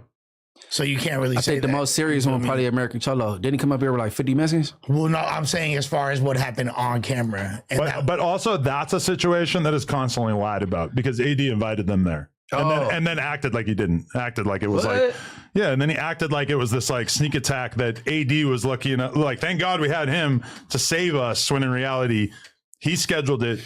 He invited them. He knew I wasn't going to be there. And then he said that I was shook. And that's why I wasn't there, which this is the kind of thing that I'm not dealing with that. That's Joel Schumacher era Batman cinematography. What the fuck does that mean? I'm saying that's like classic Batman movies. So you feel me? He's like setting himself up for greatness. So 607 Unk. So basically, he tried to paint the narrative that you set the faux extra situation up. Yeah. Hey, all right, quick question. And then I was surprised him by not being there. When after that, he drove to Texas. So when he was with you for them 3 hours after he disappeared, how was the energy with y'all? Completely fine, because you got to realize that the 4 extra clips hadn't started coming out when he drove to Texas. But he was already pissed. So think about the level of fucking with us that he was on, that he drove all the way to Texas to hang out with us. Then the clips start coming out, and this lets you know how affected by the comments he is, because then the clips start coming out, and then all of a sudden his attitude becomes, oh, No Jumper did me so dirty. But he didn't feel that way before the clips started coming out, because indicated by the fact that he drove to Texas to hang out with us. You could look at what I posted on my Instagram immediately after the pod, and it was me, Faux Extra, and Unk, and everybody was chill. Yeah, it was good vibes. That was immediately after. So it was the clips that made him feel away. He was just affected by the fact that so many people were hitting him up acting like he was a bitch. He is. Yeah. Oh yeah, well, they see him get that straight there. So because that would make no sense, because one thing about it, you gonna feel played in person. Like I'm gonna feel played in person. I'm gonna wait till those clips come out to feel played. Like if you violated me, I'm gonna feel violated on the podcast. I'm gonna be mad. You should did all that ranting on your way to Texas. You went to Texas, hung with Adam, chilled, and then started tripping after the clips came out. But I'm not even gonna go into detail. But it's like there's a pretty funny reason why we only hung out for 3 hours because there's a person that You told me the dude was about to get on him. Wasn't some dude? Okay, but that was separate. No, but I'm saying like there's a dude that 607 Unk is always with, and they came and they met up with us and the people that we were with, and very quickly it became clear that the person that Unk is always with had serious funk with the people that we were around, which we're not even knowing that any of these people could possibly have funk, but it's Texas shit. People hang out in Texas, people doing fucked up shit to each other, whatever. But I don't know. It sound like Texas got his back. Texas got Unk back. Was the fat dude, the FDA dude? Who is a Crip, by the way? I don't know how I forgot that. I mean, there's a lot of people that like Unk has a big following. There's a lot of people supporting him. No, I'm talking about that actually spoke out, like this dude from Texas. Nigga, they're talking about he better not, 4X's better not come to Texas. He said that. He said, but why is FDA saying that? Like, I don't get it. What's his anti? He set it off. Why is he mad at 4X? It sounds like he probably got a relationship. Or why is he mad at Unk? He said he ain't mad at Unk. He mad at 4X. He basically said 4X. So basically, he said 4X is a bully. 4X was trying to stand up over him. He said so. He threw a few other names out there. He said 4X wouldn't do that. Wouldn't be standing up over King Peel. He wouldn't be standing up over Aaron the plumber doing this. He like you say you always talking about you knocking stuff out. I know a few people that want to give you fades. You ain't taking no fades. He had like a lot of reasons. Like he was like real passionate, like in his rant, like about 4X's for sure. Definitely. Okay, so I feel like it's going to be very interesting for people who are avid No Jumper watchers. It's going to be very interesting to see how the Unk return goes. But how can we make him feel safe? Listen, I just want to make this clear in advance. I am going on vacation tomorrow. There will be a 607 Unk episode with other people. I will not be there. So I just want to say that. And even though I just said that, people are still going to say that I did a fucking switcheroo on them. And that actually, oh, look at Adam. He didn't come because he was scared or whatever. I have an Airbnb for the weekend. We were going somewhere. So I just want to make that perfectly clear for you fucking assholes who all want to make this something where I just like set this shit up in the last minute. I'm not going to show up. It is a holiday, to be fair. That is a good point. Was it 4th of July? Yeah. Yeah, that makes sense. Anyway, I want everybody to check out Everything 420. Their site and app are loaded, and plus they've got the 4th of July and July 10th sale. 30% off glass, concentrates, THC vapes, mystery boxes, and more. Use code NOJUMPER for extra money off at checkout. That's NOJUMPER, one word, gang. Okay, so this is the other thing I really, really am dying to talk about. We're gonna play a video. I don't know if people want to put their headphones on, but we're about to watch one of the funnier videos to have come out on the internet in recent memory. We recently did a conversation on camera with a young man by the name of Lil Brazy, and it turns out he's a Lil Brazy. He's brazy about snacks. He was at 7-Eleven. And a Sereno approached him, and they were not happy about the fact that in the interview, and this is actually extremely similar to the 607 Unk situation, but in the interview, at one point, he dissed the Serenos. He used a word that is often used to diss them, and certain people are mad about it. So let's watch this clip. Oh, shit. Where the fuck you from, G?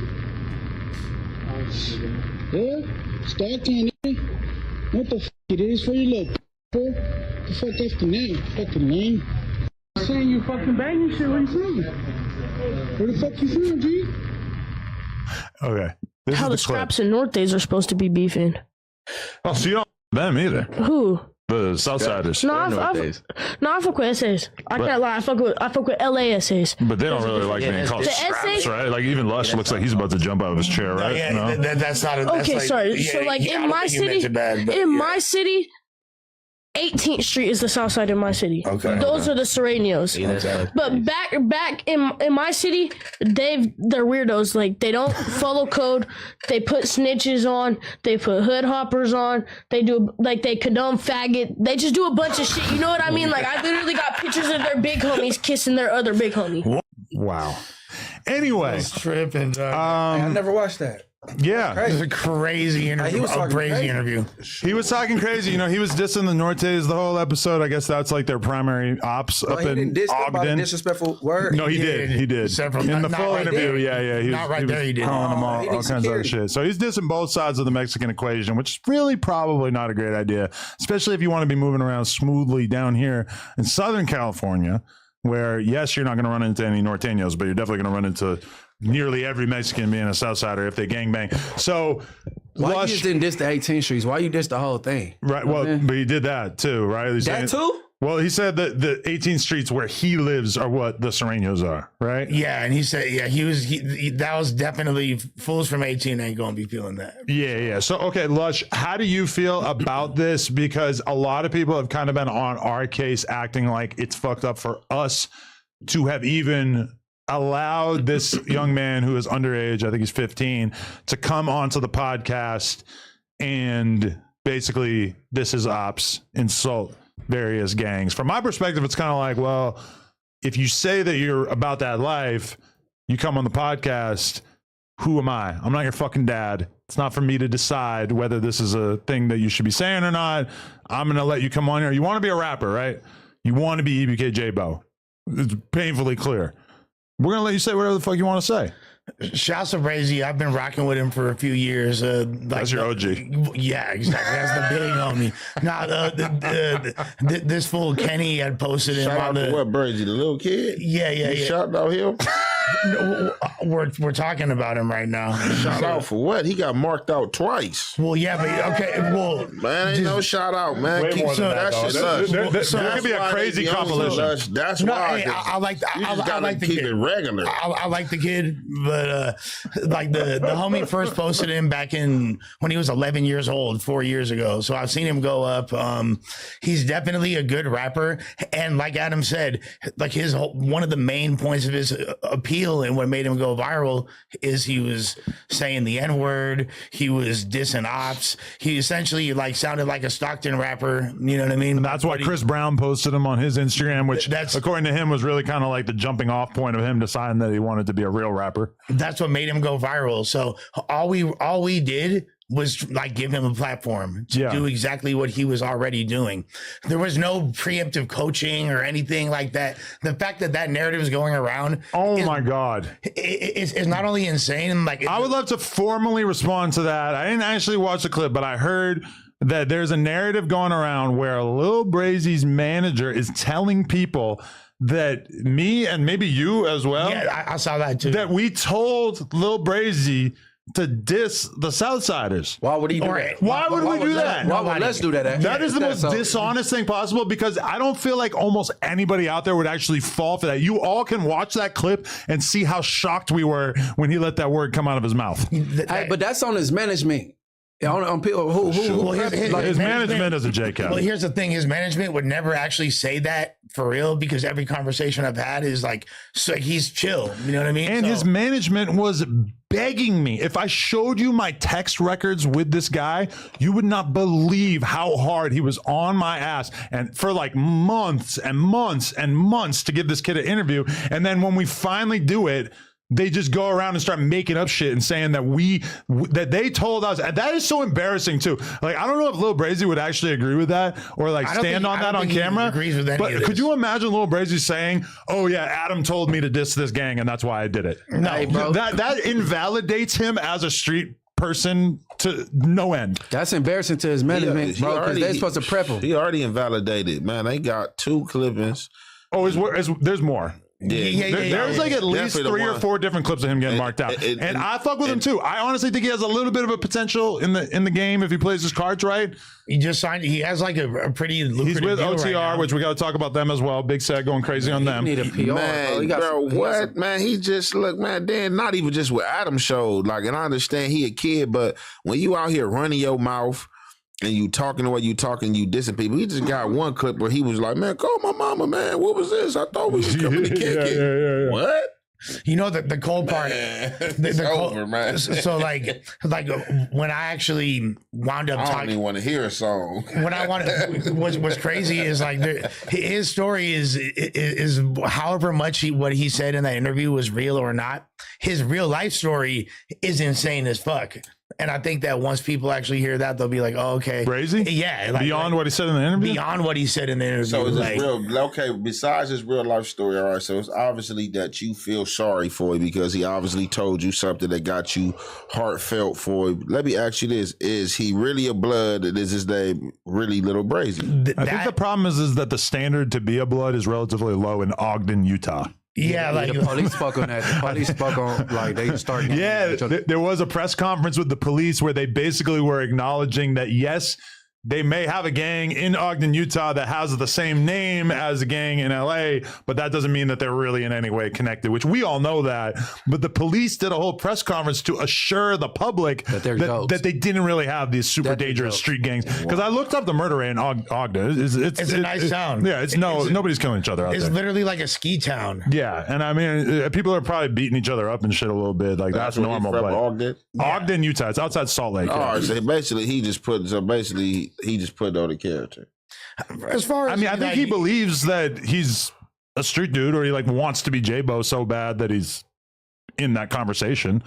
I mean, I think he wants to be that, but he's not really he's not moving around as if things can happen, and that's obvious because he's getting punked out by all these people. Yeah. See, like you got the wrong people around him. That's that dudes ain't even got to do nothing. That's Prestige. His name is Prestige, and he's the problem. Well, here's the thing: like the manager wasn't even there. We looked out for him. Not only so he popped up first of all at the in store. There was an awesome shit in store right next to Dub was doing an event, and it was He's wearing on some shit in the interview. Yeah, right after the protest thing. So me and Steven slid through. Dub was there. Rainwater was there. This fool. Who else? Who was with Travis. him, bro? He just had like a few random other kids with him. You feel He me? just traveling around with some kids. Like literally other kids. Like they're older than him. Maybe they were like 18. You feel me? But there's slightly older kids than him. And we got him laced up with gear. You feel me? He wanted the interview super bad. Was very vocal about that. Had been hollering at us for a while for it. Gave him the interview the next day. And shot him gas money to drive home. Bro, so how is this not the fucking Unk situation? It's the exact same thing. It literally he is. comes to LA, he says a bunch of shit on a podcast, dissing people, and then he blames it on us. It's different, man. Unk is 50. You're right. He's literally over twice his age. So that is a good point. 3 times. But he's supposed to be in prep, bro. He's supposed to have somebody older than some teenagers around him. You know what I'm saying? Yeah, and that's the thing. He's a YC. There's no way like that anyone would ever think that he would say anything other than that. If he didn't, it would have been a disappointing interview. But that was based on his music. If he didn't say like crazy ass shit that was gonna go viral, based on like what he talks about, he didn't need to diss gangs. He didn't need to diss gangs, but he could have and that's why the streets messed up right now, because people give in to this type of mentality that it's okay for him to come on here on the podcast to say all that disrespectful stuff. And then he get caught out there in the street and he punk out and people still rock with him like, oh, well, he's a kid and he's supposed to say that so he can have a dope podcast. No. Wait, hold on. Emergency. The point is that Brick Not the Trick is on the phone. Brick Not the Trick. Brick baby. Yeah, not the trick, baby. Hey! Brick in the building. Hey, you finally figured out the right time to call in. We're live right now with Lush and Hefe and Munchie. What's the deal? What's the big old deal? What's the deal, With Foley? the big team and the movers, man. What's happening with it? For you, Foley. Man, How you living, dog? For you. Man, I'm cooling, man. You already know down here living the fed life, man. Eating chicken on the bone and shit. Damn, bro. Yo, so are you tuned in at all to the Unk situation or anything that's been going on? We got a lot of wild stuff going on up here, man. Yeah. I got him to it. I had called last week. They was telling me him and 4 extras had bumped head.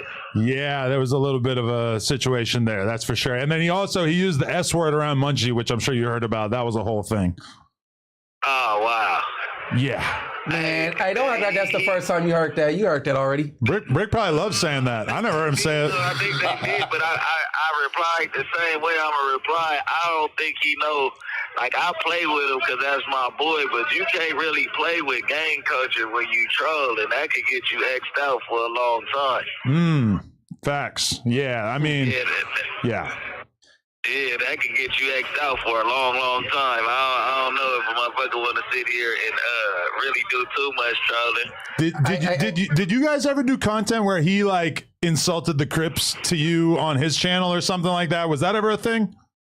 Nah, he do the on Blood on Crip on Vice Lord GD. Yeah. Okay. I was just wondering if there was a precedent. Yeah. He actually is supposed to be a Crip though. No, yeah, he's got Hoover tattooed on his stomach. Yeah. 607 is like the 60s and the Hoovers together. Right. Yeah, he's confused. He's confused on the back. Hey, your number, NBA 3 here, Oh, y'all on the same flow? Nah. He up there with Big Dog. Oh, yeah. He's still up there with the boy in them. Yeah, for sure. Hey, why nobody ain't whooped Loose Cannon ass yet, man? He keep running. He's a roll-up artist. He pulled the D-roll stuff when I asked him for a fade. Oh, I heard something like that. Oh, yeah, this what I want to ask. Hey, why, matter of fact, I think that was Adam that had them on. Why the boy Loose Cannon, twin brother, come on here and say, oh, y'all on the same floor, y'all running the play, y'all all together. Yeah, the fans telling him this. Nah, we was on the same floor for a second, and then he lost his marbles, and then after he pulled the day room stunt, all of a sudden he got moved the next morning. You know what's you want to know what's super funny? What's super funny is that today it didn't actually happen, but I saw that there was a notification for Loose Cannon going on a podcast with Pun and AD. So they basically like academics and No Jumper have kind of lost interest in what he's talking about, and apparently that means he's gonna go do some content with them. He needs that one. Oh, he about to be talking shit about Adam. Oh, for sure. For sure. He need that Burnett. Oh, that might have What been. money? They ain't about to I pay think that was the 10 minutes. I wanted to ask him how fat he was. Damn. Brick always calls me at the end of 10 minutes. That was only 3 minutes. Free car, free rent. Hey, Free man. Brick.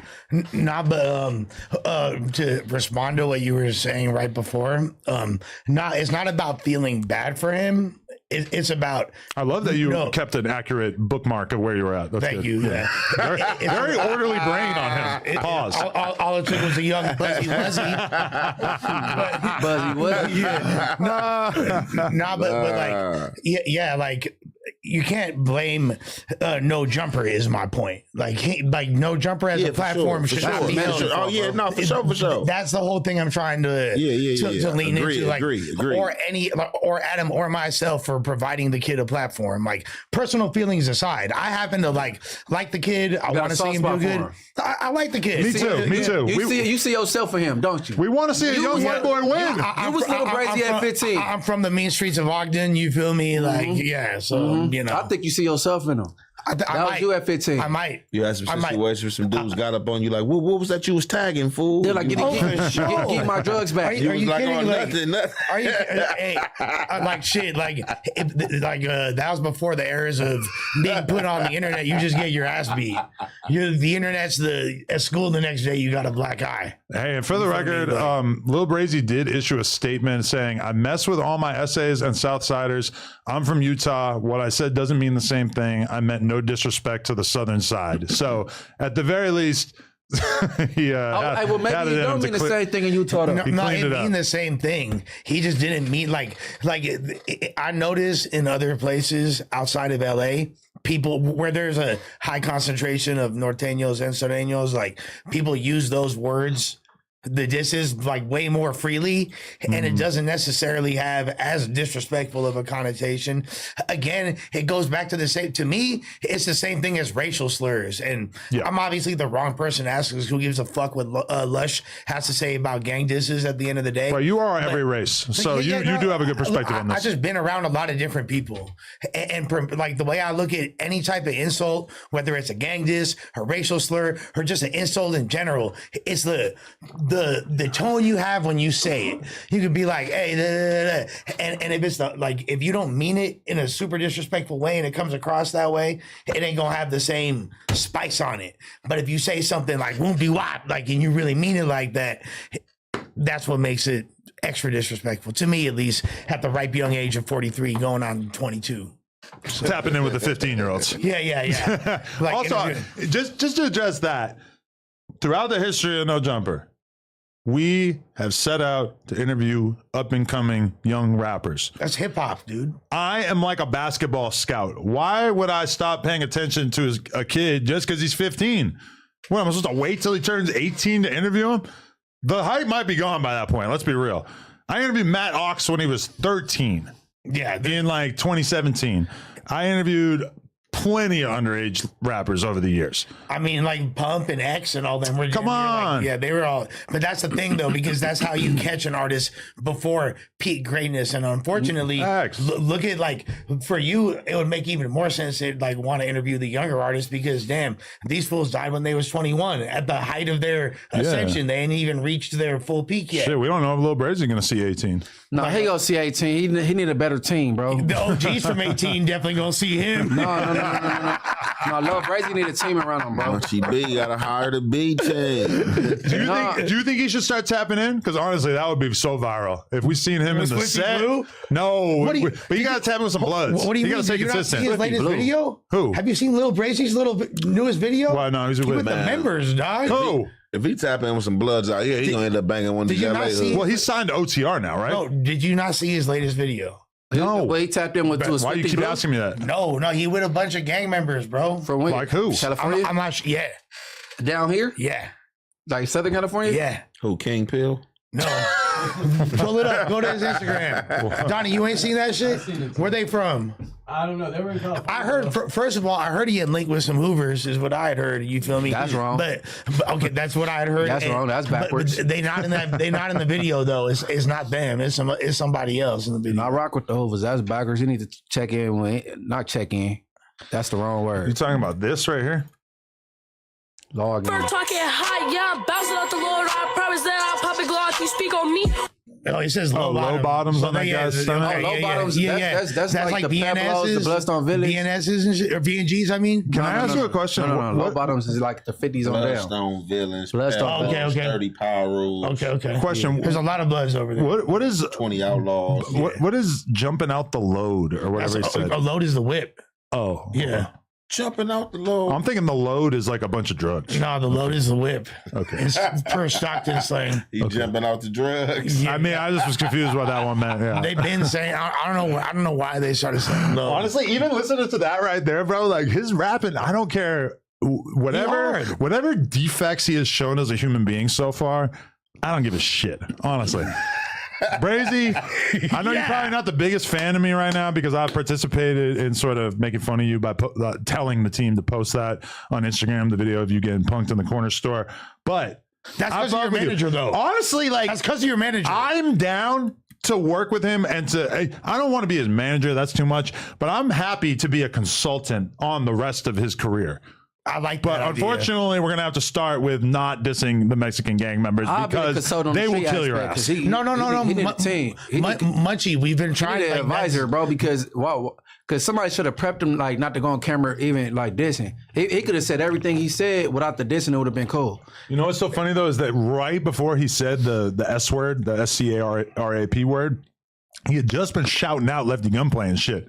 So we were really taken aback when he said that because in our head that doesn't make sense. You don't do that. I knew dude, he's a kid. He's still learning. He said so many things that were like blatantly wrong, streetwise and gang wise, and like just his whole perception. I was just like, bro, how can you really hold it against him? You know He's what's still funny? like learning. Like, You know, it's funny. Oh man, matter of fact, He been quiet this whole time. I was in the feds too. facts. Ed ain't buying it. Ed been quiet like this some bullshit. No, Ant's been pretty vocal, but he like Ant seems taken aback that me and you are like fucking with him still. but okay, so hold on. Hey, Ed been quiet for like 5 minutes straight. Hold on. Look, I'm just on him because because for real, look, all right. when I was 15, bro. Our 15 is different. Oh man, see, when I was 15, bro, like I was into some shit, doing all type of shit, like some grown man shit. So I'm just saying, he up here and he's portraying the gang culture and he's dissing people, and then when he get caught, like I can respect it more. If him just standing there like, yeah, I'm from where I'm from, and just get slapped or beat up and try to fight back, but For sure, it's like you just, but you talking about call my mommy and then your eyes getting big in certain instances. Just stop the gang banging, man. Just stop gang banging and just be Lil Brazy the rapper and just get Brazy. But like, all the gang banging shit, cut that out. That shit a rap. Cut it out, sport. He definitely should have in that moment when bro. Because here's what I heard happen in that moment, right?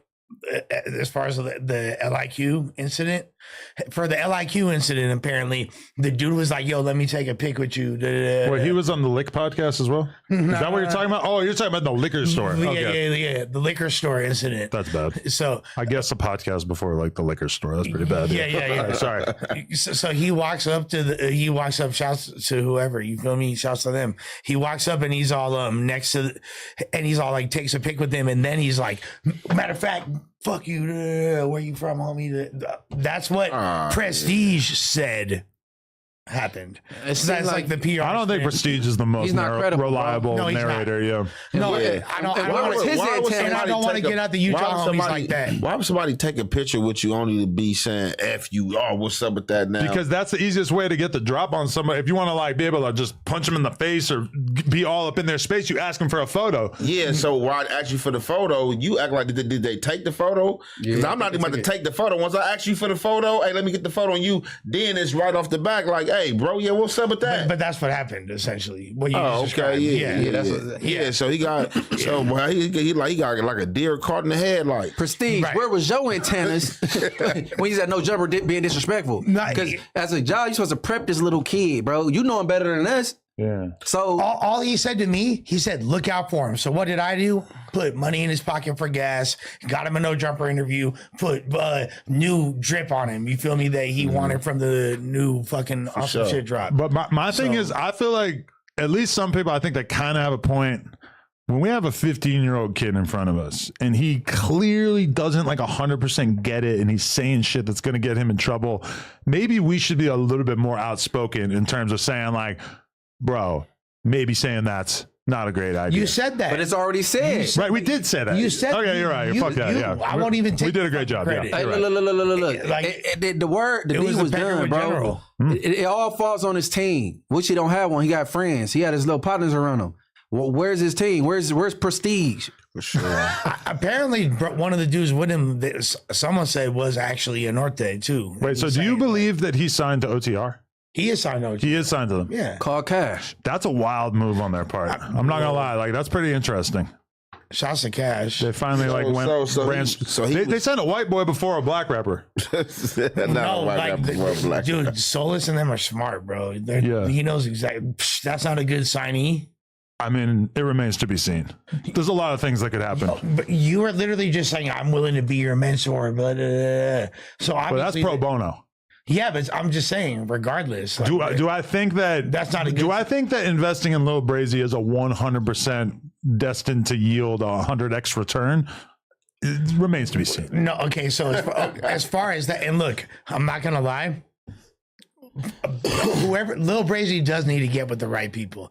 I would really suggest Lil Brazy get with Mushy B, and here's the main reason why. Because Lil Brazy is running around with a lot of people that are kicking up a lot of dust, and I'm not going to talk about it for real. A lot of dust. Yeah. Hold on, he running around with Utah people kicking up dust, or you talking about when he come to the state? All of the I'm referring to out here. Yo, I got to call Big Sad and find out why he's saying. That's a whole other thing. Do you have any idea why he said that shit about OTR? Yeah. Oh, Lefty. Let's see if we can get him to commentate on this. Fuck. Of course, he got a new number. These rappers, man. So I'm gonna text him. Man, Lefty. I heard a story. Yeah, tell me what you heard. And I could say this could be wrong. Ant might have more context than me about this. You feel me? Just because you feel me. under the Man, fraud. He off the No, shit. I might have more. He like, what? context You of might what. have more insight about this because you feel me, like He fucks with. he's under Big the Sad. umbrella. Threes, You feel me? please. Yeah, threes. Ooh, more insight on what? Okay. He so out Big there- Sad. On the OTR, big sad situation? Yeah, no. Okay. I could pull it up. So this is what the story that I heard. Okay. Let's just start with. You asked about the big sad and OTR situation. Correct. Yeah, right? let's just Yeah. read the Big screen Sad, real quick. Hold on. Just show the screen. Don't get caught with the meth heads from OTR. I'm not sparing nobody. This is Big Sad's word. So this is what we're basing all this on. So I can tell you the story. You can tell me if it's wrong or not. Okay, Go like ahead. you feel me. So the story that I heard was that there was a studio session a while ago. You feel me, with Lefty Gunplay, and this is like Just say it. No more clarification. Just say it. yeah, Lefty Gunplay and Big Sad had a studio session.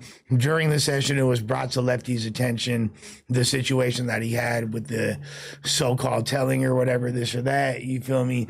And then Lefty was like, you know what? I'm not really trying to fuck with this song no more. And then Big Sad was like, felt some type of way about Lefty and them ever since. Whoa, that's a crazy story. So I ain't never seen Big Sad say F Lefty Gunplay, and like one thing about it, like if it was a situation like that, like he pretty much gonna be vocal. He just would have came at Lefty Gunplay. Now the OTR situation, from my understanding, stands from the from Scando, from Scando, from BF.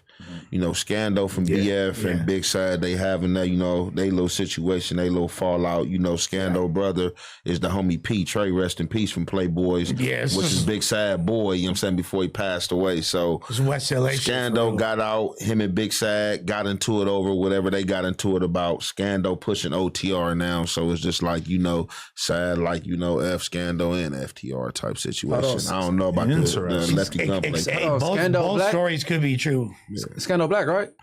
I mean, I know the story I'm talking about is true. I just don't know about the Lefty Gunplay thing. You know Yeah, that's what I'm saying. I'm saying, but that might be true as well. What's BF? That's Blasphemous, right? Yeah. Yeah. Blasphemous. Oh, okay. Yeah, they- It's Pops. interesting that he would make it about OTR and not just say Lefty's name, because that obviously him saying OTR is like him kind of throwing everybody. He said into something it. about method. So he talking about Lefty, bro. Don't Not go like, porn. Well, no, not like that. Because I would assume the rest of them not doing meth, right? No, he said.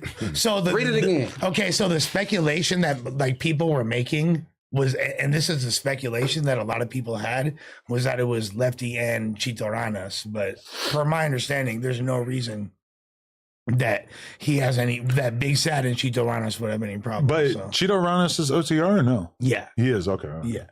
Interesting. Man, that's crazy. I hope Big Sad taps in so we can get the phone number. But I guess at this point, we don't really know the exact story. It would be interesting to get it. What Ant said is 100% true as well. Oh, okay. You feel me? Like, yeah, But there is, he said that then he got into it with bro about him affiliating himself with OTR. But then your kind of like story is more the root of why he might have issues with OTR. That's kind of what I was saying. So I feel like before that even happened. You feel me? Yeah, I feel like Scandal wasn't even on. he's OTR. talking about one thing, That's and then newer. your story is That kind of just like happened, after that timeline in wise. the past year. You feel me?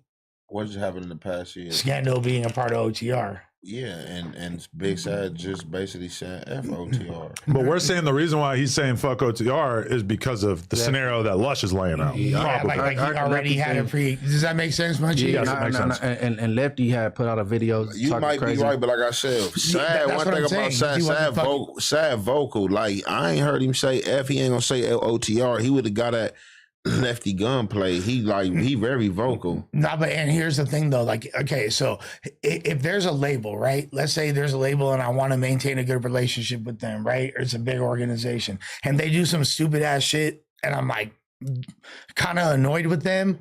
I might be like, ooh, I might want to say something publicly, but I'm not going to. But then if there's another or multiple other situations, then I'm going to be like, you know what? Fuck all those whatever they are over there at that. You feel me? Does that make sense, Munchie? No, I get you. It's- Yeah. That's kind of how I look at it. So regardless of whatever it is, you know, there's gonna be a response. Okay, so look, and I just got the text. Look, this is what I'm saying. Like, I'm not even shooting down what you said, and it's funny because just like Adam said, and I don't. But this is just people listening and hitting us up. No, this ain't nobody hitting. This one of my boys. You know what I'm saying? This one of my boys. You feel me? And like I said, I would tap into, but like, and then like Sad is his hard key. Sad change his number like every 2 weeks. Right. The homie just said that Treyway 6K said that he a rat. He can't fuck with him on his IG. And I guess Treyway signed to OTR too. So it could. So okay, so there's another. That's that's 3 different stories. That's what the little homie just texted me and said. He watching a No Jumper live. That's what he just texted me and said right now. You know what I'm saying? Just text me right now. Treyway will come on to a situation. That's what's up. Has there been any allegations of any of those other people that we talking about off of that crystal? No, not that I know. No, just Lefty. Okay. So when you say yeah. All right, everyone. Big Sad, if you want to do a Lefty Gunplay diss track, I'm available. Just listen to me when I tell you. I got you. Like, bro, pretty vocal. Like, if he got smoke with Lefty Gunplay, he gonna say, you gonna hear it in the next track, or he gonna say Lefty Gunplay 9. But of course, like so let me ask you this: if you're Lefty, you're gonna for sure take that as personal disrespect when you're like the face of the label. Yeah, you probably right? for sure. Yeah, and people already have. Look, my bad. Look at this fool Steven, freshly cut. No more. Holy anchor. shit! Hold on, I told him. Hey, What? I gotta put it. Everybody go to my Instagram story in like 5 minutes. Yeah. Hey, take your hood off, fool. Yo. No, come on, quit playing, bro. Take your hood off, fool. Bro, are you kidding right now? Take your hood off, bro. Yo. What the fuck? There you go. He changed his whole swag up. This bro had like the craziest Edgar ever.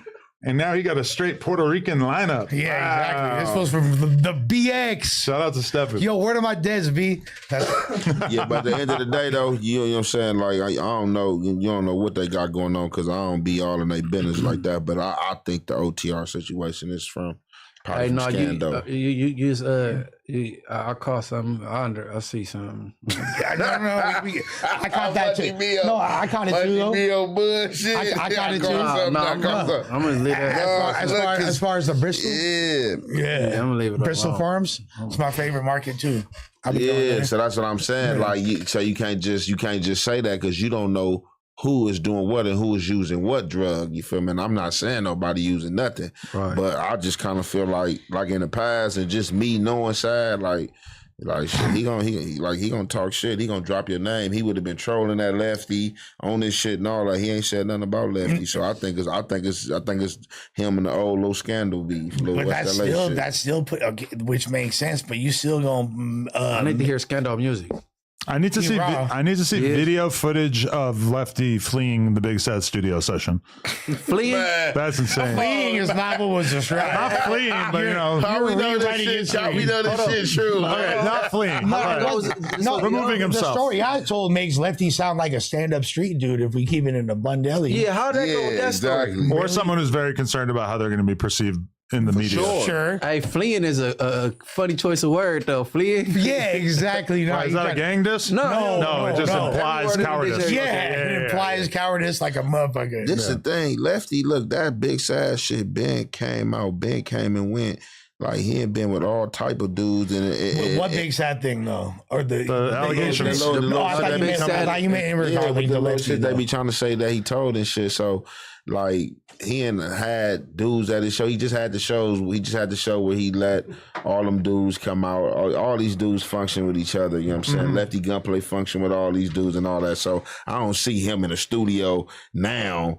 Back then, I probably can see it like when it was fresh. It was going on. Like, hey man, this was fresh. When that's the whole point, though. Oh, it was a while ago. Yeah, exactly. So like you said earlier, that makes sense. That would plant the seeds.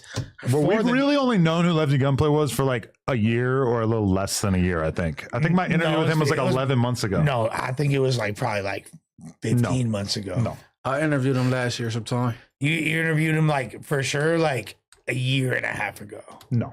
I would say 15 months is a good estimate. This interview took place in January 10th. January. Oh, my 10th. bad. So it was actually 18 months ago. Wait a minute. Yeah. I can't do math. 18 months ago. A year and a half. Okay. You were more right than I was. I'll concede. See, You're more I was right or wrong. you're right. How you more right? He's closer to reality than myself. Yeah, I'll take it. That's synonymous with a promotion and no jumper. So You got a date right. Yeah. No, I feel like I saw it recently and thought that. But anyway, yeah. I mean, I don't know. Lefty Gunplay versus Big Sad. This is the reality we live in. Potentially. and regardless, like my whole point is, even if he's not specifically dissing Big Lefty, if I'm Lefty, I'm gonna take it some type of way. Hey, what happened to like back in the days? If you diss like somebody in the crew is beef with everybody. Like, what do you mean? Now, Back in now the you day, got that's- beef with Death Row, or you got beef Yeah. with Bad Boy. Like, shouldn't everybody OTR be tripping, right? Yes. But I don't. Okay. Yes. But me and Lefty have smoke like a mug. People from OTR have talked shit about me in interviews and stuff like that.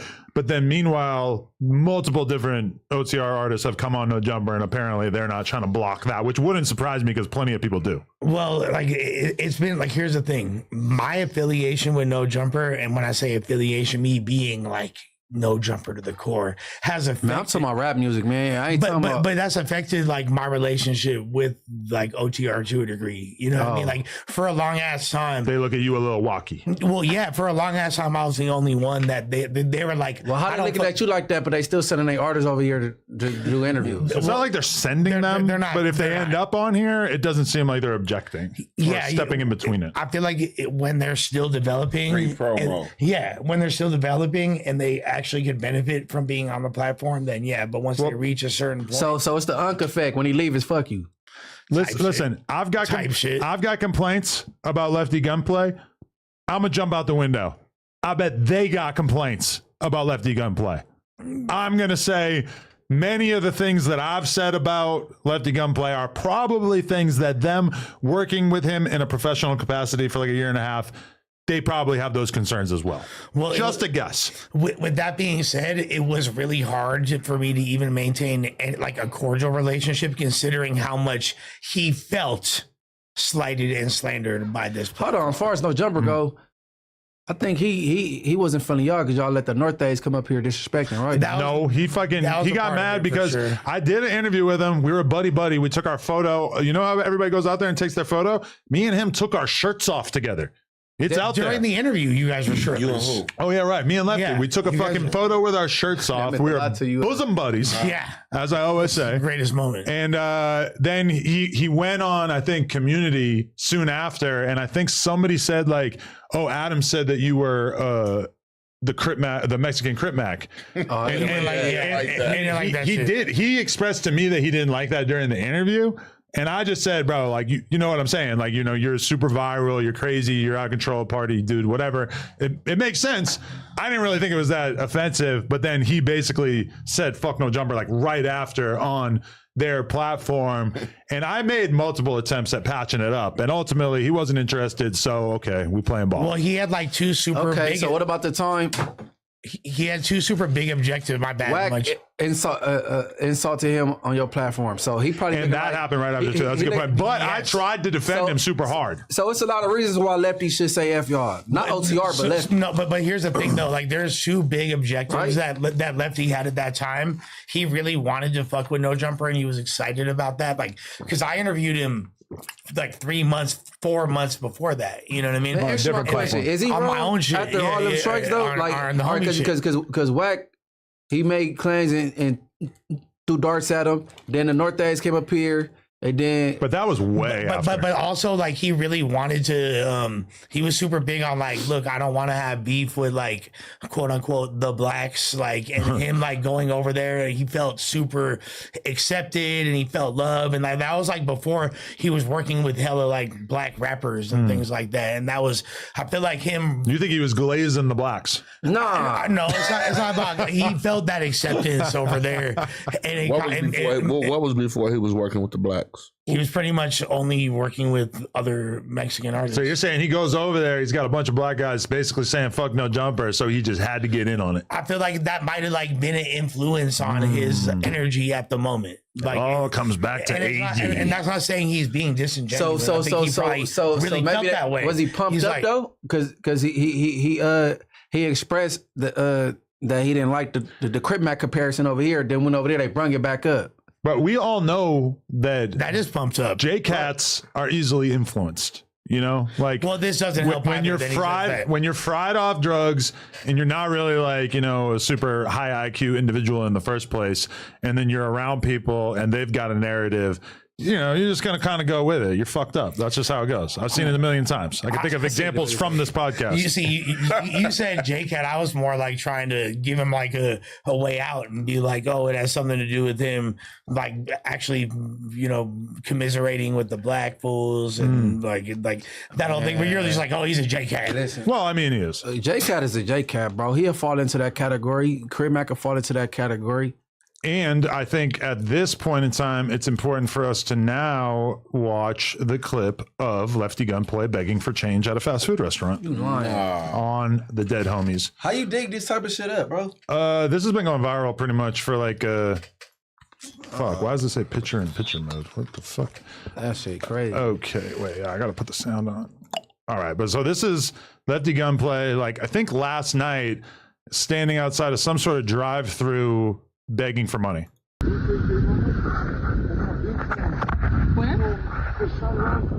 Krishan? That's why they got it right on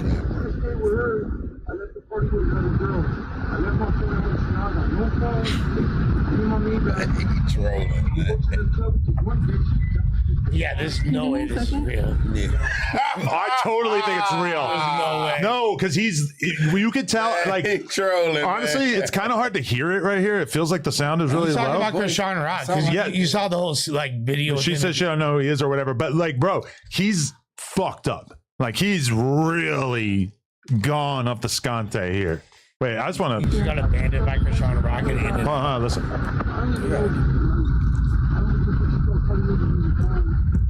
You said Krishan's your new girl? So what is it that you need? But what is it you need from me? My phone?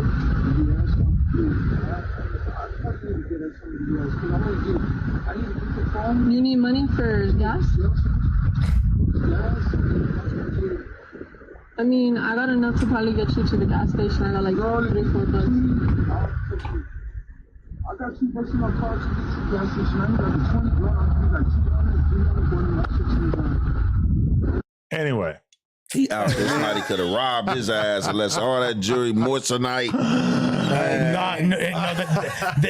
bro. No, I hope that's okay. Said that, bro. You're saying you think that's a play. Let me ask you something. Do you think that Lefty?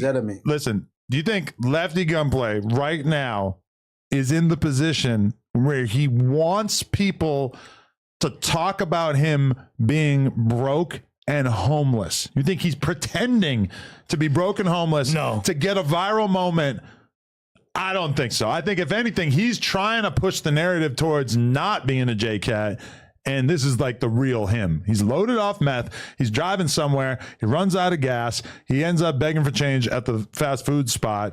And it's caught on camera. This to me seems about as genuine as it gets. If he was going to fake something, it would be something that made him look good. But couldn't he have like charged his phone and like texted one of like 100 people? Yeah, no charger. He was saying what? That he didn't have a phone and he didn't have money or something? That's crazy. Yeah, because he was asking the girl to borrow her phone. That's like, does he have Lil Brazy's manager? Like, what's going on here? I mean, that's weird to me too, because it's like, I don't know anyone's phone number. Damn, he be mething like that. He be smoking meth like that. Oh, he's gone, Ant. And He that's ain't why got no money. Couldn't call nobody. Man, look, this is what I don't understand. If smoking weed was doing meth, you'd be him. Look, the way you're rolling up back to back on here. Hey, just he got all them OTR label mates, man. He could have been this phone, man. They cash up this or do this. Or but he didn't have a phone. Phone gone. Or no phone. I don't know how that happens. But he could have asked, like, shit, if anything, like, let me ask one of those people to sign into my IG. No credit cards. Lefty ain't got no bread. The label don't trust him with nothing at this point. Yeah, they hold on to the money and then they like trickle it out And they're like, because he spends money like a crazy He'll give person. it away. They give it to him in increments. has to be, right? I mean, the funny part is that in that video, he's wearing a Louis Vuitton shirt that's probably $500. Exactly. He's wearing- I'm looking at all, Yeah. and I'm looking at all this. He's a walking lick right there, standing there with all those chains on. He's Exactly. lucky that a girl pulled up and not Come somebody on. who was going to take she, that. She lucky she ain't called nobody like, hey, Lefty Gunplay out here, man. Drip, man, come pull up. Oh, Quick. but who is that? Yeah, but that's you can't crazy. do that because then you're in the conspiracy. He If ran they out of smoke him, gas. you're going to do 50 years. No, not smoke him, rob him. But even then, but if they try to rob him and they kill him, then you're going to do hella Throw a years. kill in there. Well, because then you're Max B. We just want his drink. Then you're literally Max B. Really, Max. We just want his drink. literally Free the Max wave, B. by the way. I'm just saying, that's why, Yeah, bro. Which we never like. That kind of says a lot that Wack put out this whole narrative about Max B talent, and that nobody in the media like bit or really like, I don't know. No, in a previous world, that would have been a big story that people would have talked I about. mean, I Did he really tell? I did want to talk about it. I haven't but seen it anything. just, See? yeah, It ain't true. It's just one guy saying that. One guy is who? Wack. No, let him say it. No, not Wack. The guy that Wack brought on, like the dude that swears to God that he His was- brother. Yeah. And did nobody pick it up and cover it after that? That's the only time I've heard this discussed. Like, I don't know if he's been on Doggy Diamonds or like one of the East Coast platforms. I wouldn't be surprised. But I call cap on that. I think it ain't true because it would have went everywhere. yeah, What the little Max B situation? Right. you would think. You'd think it would cause like a lot of other people to start looking into it, and I get the idea that hasn't really happened. I mean, like, Hey, look, bro. I call cap, bro. Hey, none of East Coast podcasters covered it. Even talked about it for a little while and kept going. Like, nah. And then it's a clout chase error. Somebody from his past would have popped out alongside with old boy that was with Wack. And I think Wack was promising to produce content with, the guy, his brother. Right. His brother talked about I it. thought that was the whole point. And that's what we haven't really Sold seen. him a dream. Exchange for a story. That's fucked up. Well, who brother? Max B brother? But Yeah. this fool is The one still- who's doing like life. Yeah, that's what I was about to say. Like motherfuckers is still locked up forever. So it's like, what was the benefit of you snitching? Yeah. What you mean? A lot of people snitching they still get banged. What you talking about? Is that what you trying to say? Yeah, that's one part of it. Snitches never prosper, bro. That's a real thing. Shit, you would think that it would like at least give you more favorable circumstances. Not everybody. like today. Then what the fuck is you snitching for? Like, what do you get? Like extra noodles? Nah, bro, it don't work all the time. They do prosper. The snitch on my case prosper. That's what I'm saying. Yeah, for sure. Normally they do, right? Normally they do until like whatever happens. What's catch our up boy to 'em, name? like, The famous snitch from New York. fucking Sammy the Bull. No, the one that had Wayne Perry. Frank Lucas, Alpo. Look, snitches never prosper. He probably got the good end of the stick in the courtroom and got out and not got banged for life, but he got out and look what happened. You know what I'm saying? That's because he told, or whoever he probably told on was like the wrong people. There's a lot of snitches out here that's known snitches that's been running around 30, 40 years plus, bro. I know. That's why shouts to Bobby Schmurder for being like someone from New York who there's no like telling associated with him whatsoever. You feel me? Like all this. And why? As soon as you say that, here go Wack. The game's so cold. I got the content. I got the paperwork. Because he was saying it. All right, he was saying that Freeway Ricky snitched, and then on Vlad today there was a phone call with Freeway Ricky and Wack talking about it, and Wack seemed far less passionate about his belief that Freeway Ricky told than he did like when he was talking to him. Who he told on? Pablo Escobar, like his plug or something, I guess, from back in the Rick day. was like produced that work because one thing, like Rick said, Rick was definitely on them federal yards, and you a big name like Rick.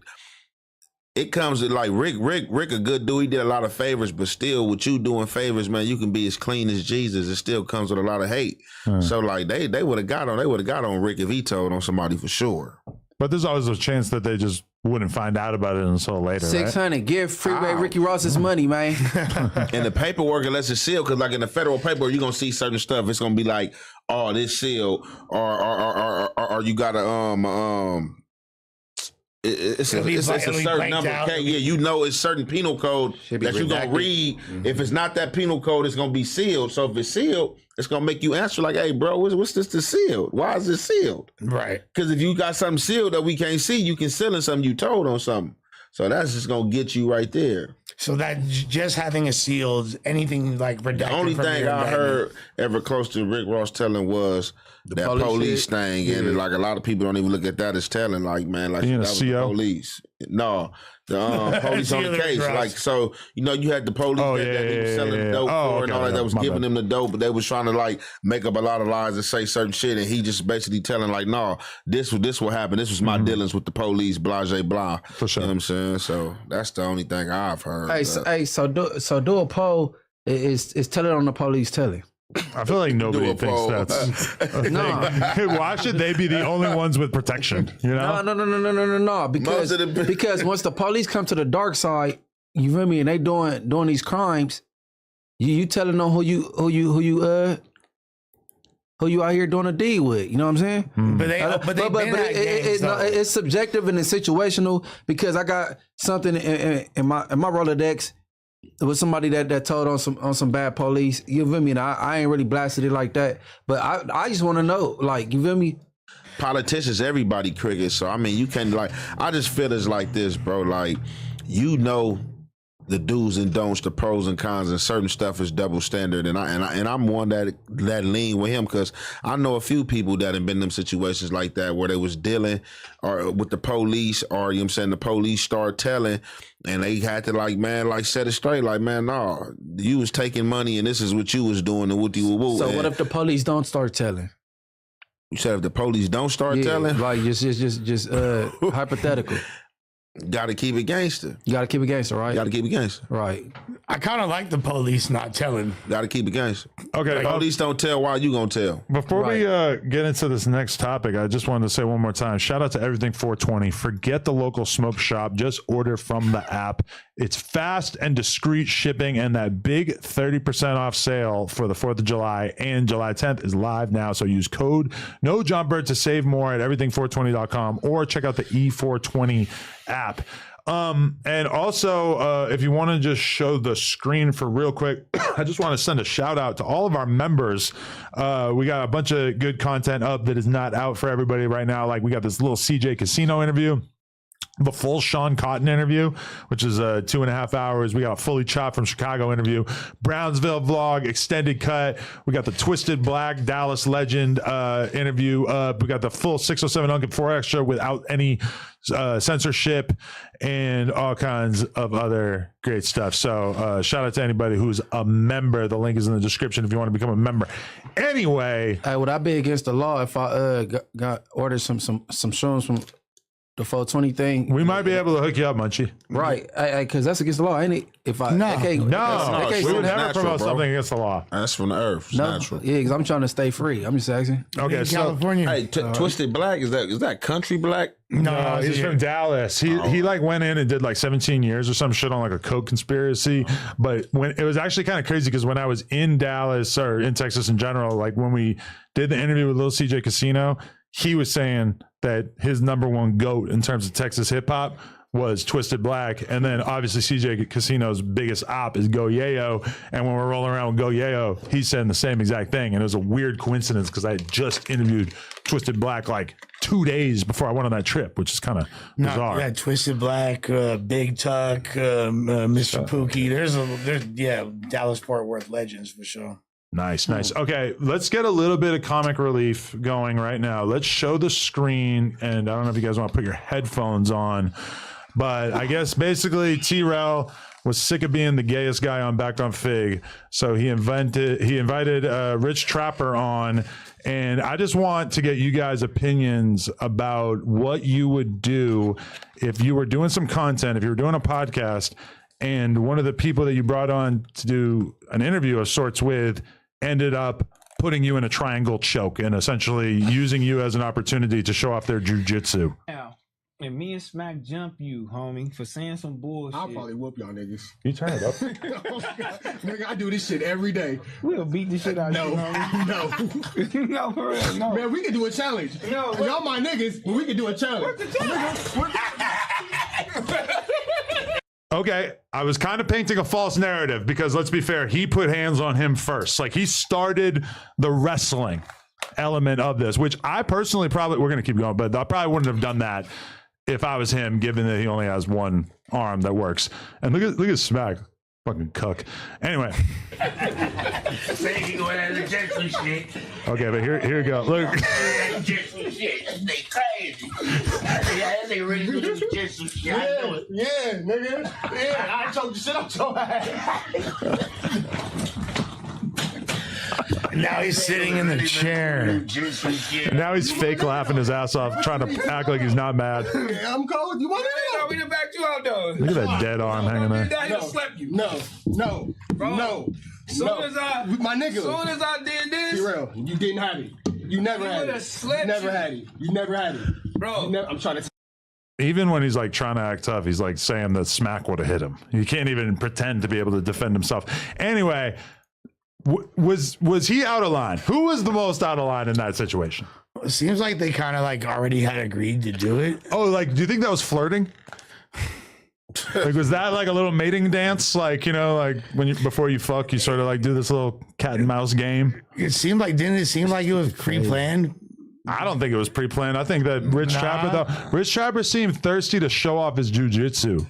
But they were he just like, which I get, because when you do jujitsu, it's like you know how to do this cool thing, but it's like realistically you're just not ever going to be able to use it in the real world. So he's kind of like geeked up to be able to show like, look, I can do this cool trick with my legs. You know what? I'm gonna put my balls on your neck. I'm gonna give y'all an exclusive, and this is something that Ann and Munchie already know, but like the people don't know yet. What? Yeah. Besides that, so I had talked about, or I got approached by Street TV through the homegirl Angie with Alex's blessing and like with Alex as well to do a pod with Rich Trapper squashing my static with him or whatever. You feel me? Okay. Like, and I was like gonna do it. I was thinking back and forth about it.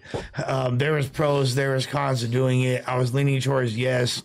I removed my diss against him that I had like not only because I wanted to like reach a broader audience and like have something that like a verse that was more palatable to the overall people, not just people that. Oh, you mean for the cipher? Yeah, you did have a bar about him, huh? Yeah. Okay, you took that out. Okay. I took that out. I mean, I know I granted. And then what? What happened? I decided not to do it, and then the same day I decided not to do it, he's over there wrestling with T-Rail. So you said he would have put you in a little nut? I mean, it's just like it just it doesn't make me super excited to do content with this guy. Why? Because you think he might try to throw a jujitsu move on you? Like my whole thing is it was already like it felt. Yo, get the hell out of here. Yo, if Rich Trapper is the first person to successfully choke somebody out with a jujitsu move on the podcast, he's on Joe Rogan next week. I thought he just didn't he? Like, I mean, but he didn't really sink the choke in. Yeah. And to be fair, I think Smack probably would have intervened at some point. But Joe Rogan will probably bite on that. Well, and that's the thing. Like, because I made it clear that wasn't going to happen, and if that was going to happen, like it wasn't going to happen. You know what I mean? Like, for one, it ain't gonna happen over there. Yeah, it ain't gonna happen. And then see, Alex is just producing. Like Angie wanted, you know what I'm saying? I guess she's trying to be mediator, right? What? So he went on Street TV the other day? No. So the same day, because this happened on Monday. Okay. Yesterday. Yeah. That same day we were going to. So basically, you saying that would have been you in a headlock? It could have been me. Could have been me. That was the energy that he wanted. He took out the energy that he wanted to bring to me on Trell, bro. That's crazy. And he got the fucking wrath, dog. And he had to feel his fucking. I think you would have been straight. No, I would have been straight. In that environment, I don't know if you would have caught you at the liquor store. You would have been buying chips. Well, that's the thing. I wasn't gonna get caught at the liquor store right there buying chips because I wasn't finna beat. You feel me? Like I'm not gonna put myself in a situation to get hold. We should recreate that. Let's go to 7-Eleven after this. I swear to God, if we recreate the fucking. Or would it be funnier if it's me? It's even better. Right? And it's your voice punking me out. The fucking Indian guy at the desk is gonna be like, God damn it. Yeah, I wonder if that like rises like. This is the valley. Take that back to your hometown. That makes the stock of that shop go to the roof. So the little dudes that Lil Brazy came with, is they from his hood? No. No. Like, some of them were, but like some of them weren't. Like the manager guy told me afterwards that the guy that was on camera with him was a Norteno, which I'm not gonna lie. Huh? I thought he said he didn't fuck with them. I'm just telling you what I heard, bro. Love blood all over the place. And the shit that's mad confusing to me is because, like, I ain't gonna lie, and shouts to him, he's a cool kid and all, but I was getting heavy Norteno vibes, like from him. Yeah, I could just. What are Norteno vibes? What do you mean? That's like op vibes. That's how they're Mexican and they wear red. No, because they have a tail. I got homies that are from up there and shit. You feel me? Like, I just know ain't that against the rules for you to have homies up there? I'm not like a fucking. No, but you're like a halfway Southsider. If anybody thinks I'm the example of what a gangbanger, if you go to the county jail right now, you a resident, bro. You right? I mean, not a resident. You right with the South Side. Yeah, exactly. I'm riding with the homies. So ain't that against the rules for you to be having friends from up north? It's probably not the best thing. No, we should probably edit that out, right? But no, I don't give a fuck. Like, I'm not a bitch, fool. It is what it is. I've lived up there for a long time. I mean, I got man, I'm about to whoop you and Chicka Boo Boo. Nah, because like, you mean love Boo Boo? No, this fool gonna get it too. He gonna get it too. Chicka Boo Boo. Nah, it is what it is. It is Chicka Boo Boo. Nah, so I'm not gonna lie. I know what the fuck they look like. If I see certain haircuts, if I see the way you wear your shirt, if I hear certain language. Oh, so you got Norte energy. He's giving super Norte vibes. Yeah, but he probably it wasn't like because he had the Mongol one side and didn't diss the other one. He ain't have the Mongol, but he might as well. You might as well. You feel me? Like, but he dissed the Southerners, but didn't diss the North. He was dissing the North. He was using that word. Oh, the Ralph Lauren line that used to be popular back in the day. Not yet. Yeah. CHAPS. Yeah, Ralph. Yeah. Which you hear a lot about them if you listen to Tommy Guns, which also I did not realize that was what Buster inferred. That's not the only word. That's really not the only division. That's really like a youth authority thing, a YA thing. That's the only time you really heard them saying that word. Them, the C word. Them saying chap, Scrap, and Buster against each other. That's the only time. That was like YA. Tommy Guns is on that. But where he's from, it makes sense because like, why was he writing a Buster bitch when he was in the halls? Because he was fucking one of the ops bitches. You feel me? And he's like shedding her leg. That's dope. That's what he did. Yeah, that's what he says in the mic check song. That's a fire ass bar. Like, there's been millions of variations of that concept throughout. Like, wait, but explain it to me again. What do you mean? Like, so he's from up there. He's a Sereno. He's under the I know, but why he's writing her? So yeah, he's writing letters to a bitch. He's in juvie. But like, why is he writing letters to a op? Because he was fucking on her. He had a crush on her. He liked her. Oh, okay. But he's just acknowledging that he's down to bang his op girls. Yeah. Okay. I think he's still trying to hit because I asked him about it. I said, "Who is this one chick that used to write in the halls?" You feel me? Like, but the thing is, like, okay, so when I first just to emphasize what you just said, and Munchie, when I first moved to the Bay, I didn't know what that was. In 2001, I was 19 years old. I didn't know what a Norteno was. I've been to juvie, I've been to, you feel me, placement and all that, but I ain't never been to YA or whatever. I never heard of a Norteno, bro. I swear to God, bro, I didn't know what it was. I think we need to make a trip up north to connect with our Norteno brothers. Like, I got homies all through. I will not bring Lil Brazy. Like, so my first year up there, and I say this all the time, was probably the most I actually had physical fights in my entire life because I just smelled and looked like LA. Motherfuckers knew what time it was. You were Southside. So I'm at the BART station and I'm here. That's the first time I hear these words that you feel me. And I was like, what? And I knew, like, yeah, okay. So I'm getting down, bro, and I'm like wind up clicking up with homies from up there, homies from you feel me, Bonar Block. You right off of uni, you feel me, west side of Berkeley. Bonar Block. Like, crazy. LOL, fucking, you feel me? And the Nortes was around the corner, and it was a whole thing. And I wound up eventually, when I'm up there, I learned how to wiggle a little bit. I'm like, you know what? This ain't really a significant part of my life to where I can't just be cool with everybody. You feel me? Like, I'm a Tiger fool from the west side. Yeah, I know where the fuck I fall in line. When I got fucking had to go to Santa Rita and all that, it was what it was, and they tried to get me to piece. That's a whole bunch of other shit. Question. Try to get you to do what? The motherfuckers, if you get locked up, if you're trying to get you to what? All right, yeah. Question.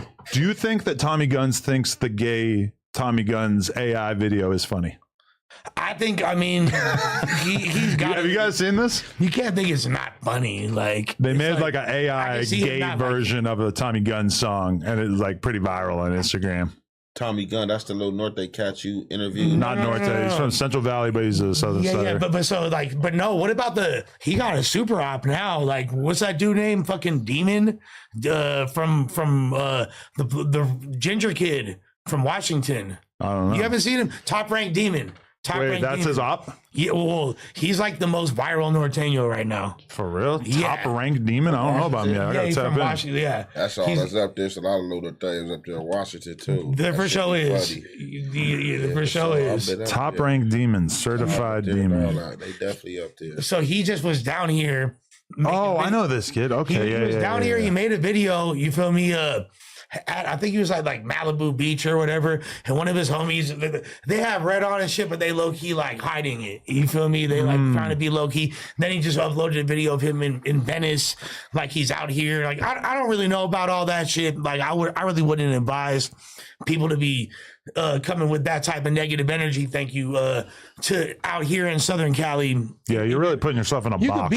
You could be from up there. Like I have homies that are Nortes that are cool, bro, and they're not like trying to invite that in their life. And it's like, you feel me? Like, but wait, did Top Rank Demon diss Tommy Guns? I mean, he's like there. He didn't diss him, but there's a hella comparisons. Okay, and people are putting them side by side. Like all the hood pages are saying, like it's a matter of time before they diss if they haven't. You feel me? Okay, they for sure don't fuck with each other. Like interesting. Even though their hoods will never cross paths, like they embody what each other dislike the most. For sure. Okay, question for everybody at this table. Since you guys all make at least some money from YouTube outside of No Jumper. What was your thoughts when you saw the leaked screenshots showing that Back on Fig makes $7,500 a month on YouTube divided amongst 3 people? It's got to be a slow month, right? I don't know. It's got to be. You're inclined to cut them some bail? No, because it was 1.7 million views, which I think is like regular for them. Did that strike you as like, damn, a low number? Would you have thought it would have been a high number? I thought it would have been higher than that. Yeah. I thought significantly higher. I think the problem is the live streaming shit just is not like a view on a 15-minute video that you make, monetize, and then upload. The money from that is always going to be better than a live stream view. J Ken, where you at? But also, where's J Ken? Those numbers include donations, because I believe at one point they were making a ton of money from donations. It seems like that's kind of slowed up.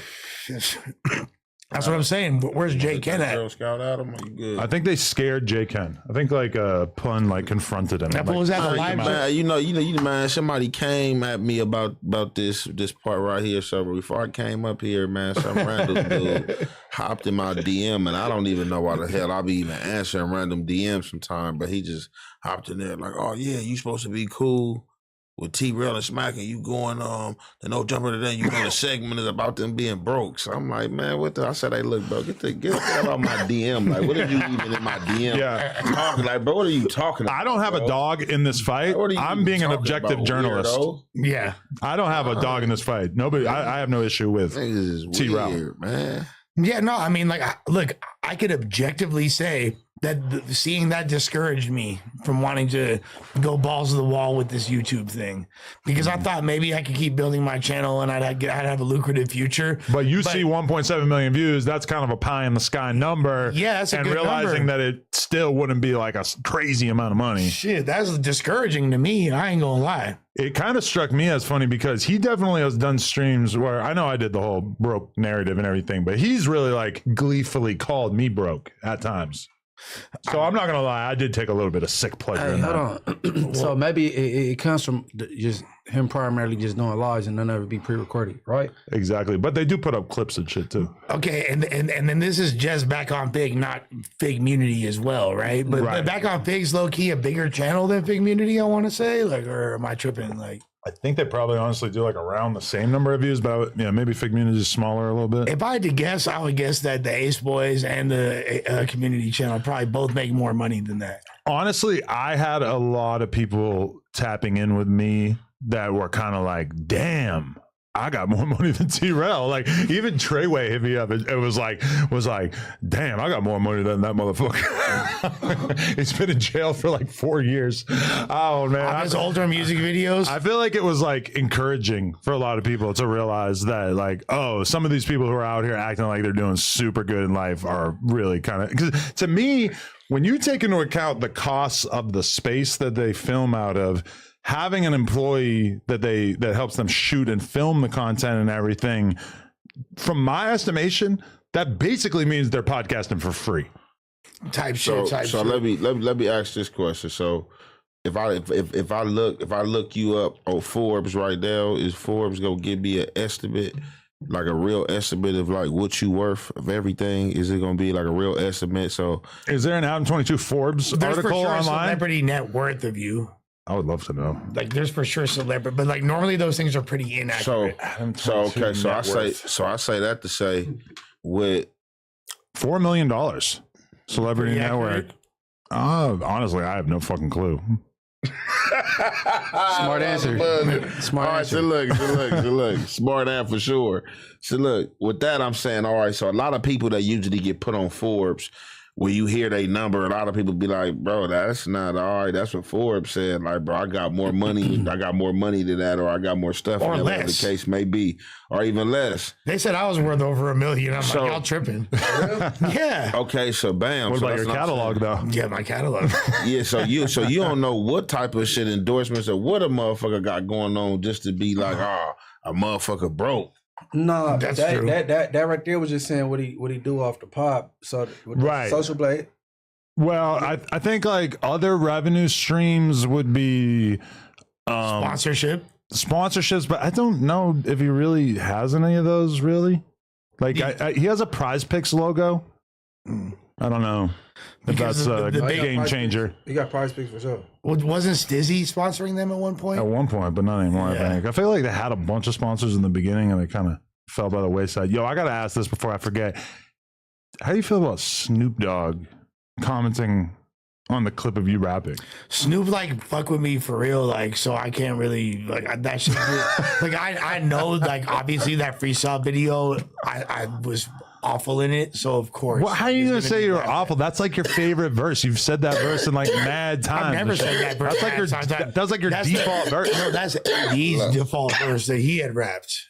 What's Like, Snoop say about it? I thought he just said it was trash, but this was like when I was like fucked up freestyling on to the me, air. I didn't think of it as like any different than like Lush. Like Lush maybe doesn't have the best rap voice, but Lush is an elite rapper. Lush, like in terms of his words that he puts together, he is top tier from my perspective. But thank you, I appreciate that. But yeah, like a broken clock is right twice a day. I got my moments. A little grating. But with that being said, Suspect got the county with a pocket knife. Hey, I'm gonna let y'all know. Don't give it away. You can't leak bars. No, that's the old bar. That's gone. Oh, that's gone. Yeah, oh, that's gone. shit. Oh, that's gone. Right. Did you hear the new one? Yeah. What do you think about the new one? No. I liked the old one too. Honestly, I liked the old one. I didn't dislike the old one. I liked the old one too. It was cool. I just felt like Bro, we got to get this goddamn cipher done this week. Okay, so here's the thing on about Vel's ass. So no, I'm not worried about. Vel said he was down. Flacco said he was down. Brandon already said he ready. And then Unk. And then Unk is the wild card. Yeah. So it's kind but of we like, can't be waiting on him. If we get the other three, Unk gotta delete his whole verse, man. Because Unk already he gonna say some bullshit that's gonna piss everybody off, bro. Yo, if Unk disses any hoods, I'm deleting it from. I'm bleeping it. He could diss for extras. I'm bleeping Don't this diss shit. nobody hood. Nah, for sure. Yeah, we gonna. I don't want to be on a song with someone who's Don't doing even that. reference the Bloods or Crips, the BDs, GDs, Vice Lords. I will say that the one that we have thus far with the 4 motherfuckers that's on it go pretty crazy, bro. I feel like it's So who the four? Oh, it's y'all three and Rafi. yeah. Okay. That shit is hard. Did your heart rate go up when you saw that Snoop had left a laughing emoji on a video of you rapping poorly? Like, did it affect your mental state? Nah, because like the thing is, you got to understand how viral that's like. I know, yeah. That's cemented as one of the worst freestyles of all time. So it's like, all the other context, all the other, like, I can say whatever I want about it. It don't matter. That's just a part of history. It is what it is. It's a part of it. It's part of my villain origin story. And when I wind up, you feel me, like unleashing hypothetical school shooter Lush, you feel me? We all know why. Moments like You that. spazzed. You feel me? Like, I didn't think it was as I didn't think it was gonna have as much legs as it did. Uncle Snoop with a garbage emoji was definitely a fucking blow to the gut. Oh, it was a garbage emoji, not a laughing emoji. I think he did both. I mean, I feel like laughing and garbage, Suspect was really the star of the show. to be honest though, like if we're being honest, like he was a star of the show, but like Snoop's had a lot of terrible freestyles that are objectively like worse than shots that, fired. if we're being honest. Can we find it? Huh? Can we find it? Yeah, I think it'd be like all you'd have to do is look up Snoop Dogg freestyle and probably the first thing that popped up. So you're saying Snoop Dogg, top 10 LA rappers of all time, one of the most legendary rappers of all time, also kind of sucks. No, I'm just saying, like, throw him under the bus. I'm just saying I'm an amazing freestyler, and I've had some bad moments. Off the dome freestyling, although he did it for the majority of his first couple albums, it's not exactly like the height of lyricism. Like, we fuck with Snoop because of his steez, because of his, like, you feel me, like his flow. Like, he's never been known for the bars. So, like, well, you know the thing with Snoop, he ain't really saying he's fizzle dizzle. Jizzle, like they ain't like he ain't not rhyming a real word. Exactly. You know what I'm saying? So if he run out of shit, he like exactly now. Adam Dizzle, Adam. They can ask. They can do all I've that. never really heard too many like great great lyricists say anything. Oh my god, not okay right now. Embarrassing yourself. I am so scared. Have to prove. You say so, buddy. Wait, what happened? See, if this was Buzzball Lush, if you say so, buddy. Way differently. See the amount of laughing. Wait, did you already just do the thing where you went off the dome? I think that had already happened. Freestyling. I was fucking See, like the odds were really stacked against the player. Yeah, sorry to the vibe. Yeah, no, but it would already happened before. It's all good. Do not. I'm just saying, Buzzball Lush never would have happened. Crazy. Like that. Drinking a Pepsi is crazy. All right, here we go. God. That beat's kind of weird. I do deserve to get lapped at for this, though. I'm not gonna lie. Like, this is not tight. You ain't got nothing else? Bro, just give it up. Trying to put it on him. Just give it up. What? What? Still thugging, Jim Duggan, wrestle a bitch, the metal I grip, bobbing like the settlement hit. White collar cartel out the bezel of brick, bright angel on my wrist, and the bezel on hit. Gold roses, the flower bed buffs, I know how to flex. Babylani wet like the sour shacks, how I get activated every time I mosey in the function. 5 fingers up for the homies that I run with. Be the case yesterday. Lawyer had a feast, eat every plate, pepper steak. Beef, you a vegan, I'm a legend of anemia. See, like, it's not as bad as like a secret. Damn. Flu flammer with a new scam. Bruce Banner, how I do things. New chain, shoe gang, Luke King. Kicks his fly, she got hypnotized. Got Diana in the mood ring. Princess I get a knife, strictly hiding gloom when I ride. German engineering, when a player revving by. When it's repping time, no dip set. I got the pesticide for insects. Get in line to invest. Add it up, bitch. Add it up, bitch. Add it up, bitch. You had enough. Bitch. You did a hook. You know I count That's a real songwriter. Like it's down bad. Used to skip math class, but I still add fast. Learn from the work when I bag that. Terrorize the ops, never paralyze my cops. Running from the Johnnies like a marathon across country. Punk me. Do I look like Travis Barker? But I get so good. drums clapping. Hey, it wasn't that bad there. You could have held that shit. Yeah, there's some like weak shit in there, but it's not like it was like. I was, but it wasn't that bad though. It wasn't that bad till you started falling off. Yeah, there's some gay shit in there. Hold on. What made you hood though? Oh no, you know what it was? Is because like it didn't fit the beat, the flow, so I had to create a little bit of space right there. What you said wasn't garbage or nothing. You could have delivered it better, but it wasn't as bad as that's what I'm saying. I was definitely put in an unfavorable situation, but Buzzball Lush would have rose to the occasion. But you supposed to speak up and like, I don't like this beat, because that's for sure a suspect beat. Like type in a suspect beat. That was like a, you feel me, almighty type beat. Right. Is he actually out? He is out. Is he like doing anything? Have we seen him in public? Not as of yet. Damn. He's not. I've tried to reach out a couple times. He's For real? being very mysterious. Ooh, he's in his Cardi era. Well, I think he wants to make the pop back impactful, whatever that looks For like. sure, he's coming with a first day out If I was him, with a knife in the video.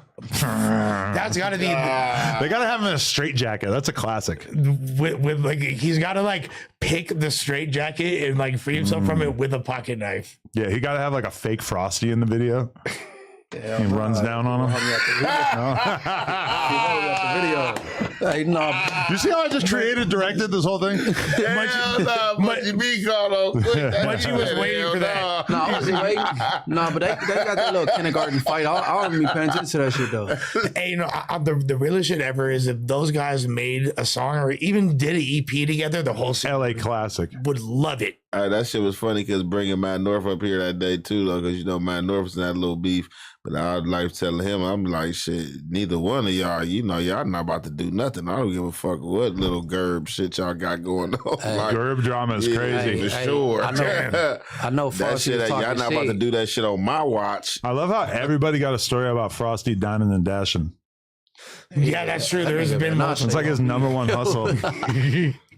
Hey, oh yeah, and tell the story. With Cheesecake Factory.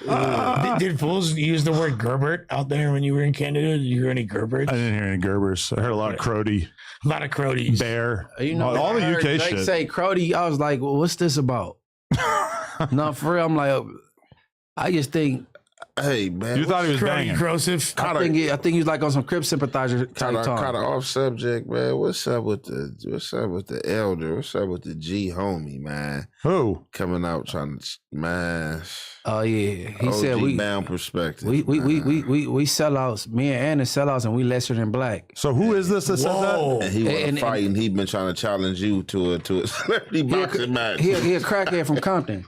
A crackhead? Yeah, he a crackhead from Compton. I guess you don't have to say his name, but somebody tell me his name in the chat. Yeah, no. I ain't gonna go that far because I was trying to be respectful, but it was just funny that he hopped out. But I mean, I say you got your opinion about him, and you can have your opinion because he came for you. But like I said, like as far as me, like personally, somebody had told me about it, and then I didn't trip off of it, and then right off the back, one of the supporters sent me a clip, and then I'm watching the clip, and that Ant.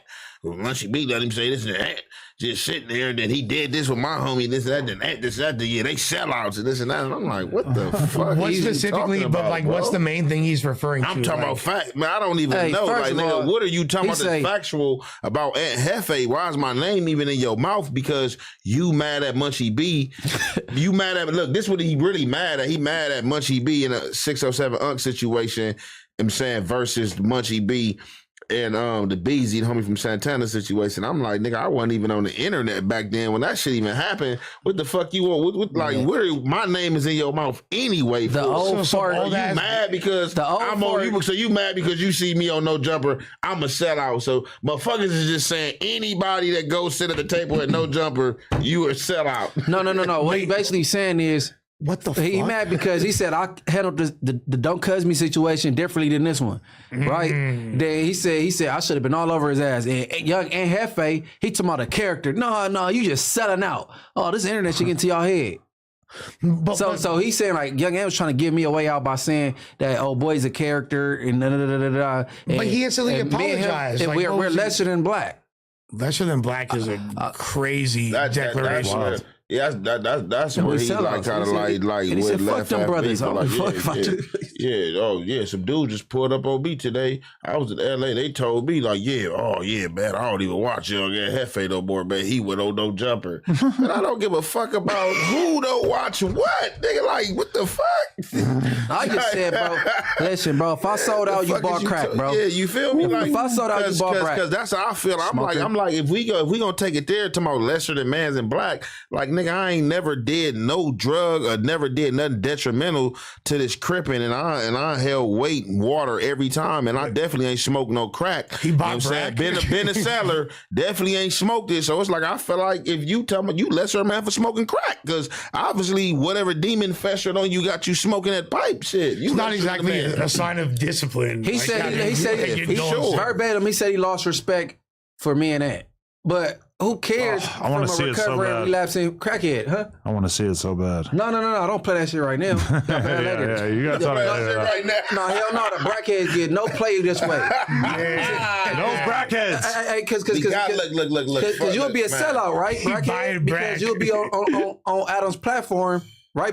And then he trying to get a message. He trying to get a message to Adam. No. No, Adam got the message, but he want to fade with Adam. But see, if Adam whoop your ass, I'm gonna feel bad because I carried the message that he want to fade, and we black brothers, and you the white man beat your ass. So why? Spoiler. Black and white. Random guy. I'm not gonna fight you. Yeah, but why though? Why does he want Adam's fade? I don't know. This what I don't understand. Why motherfuckers keep on coming with this narrative about sellout and culture vulture? Like, let's just go with the there. Look, if you come to a motherfucking table where a motherfucker can be a vulture, or for you a grown ass man. That's what I don't be understanding. Like, motherfuckers be mad, talking about, oh, this person. Like, man, y'all be mad at the wrong people. And I got something to say about the culture vulture thing. I've been doing hip hop content for 10 years. I was doing BMX content for 10 years before that. I put on a lot of some of the biggest artists of the last 10 years, interviewed them in their infancy, and have created content that I believe will resonate throughout the annals of hip hop forever. You can dislike me as a person, but you cannot deny that my contribution has been fairly stellar. Now, like Jerry, when somebody calls me a culture vulture, usually, almost every time, I feel like my stripes in the game outdo theirs.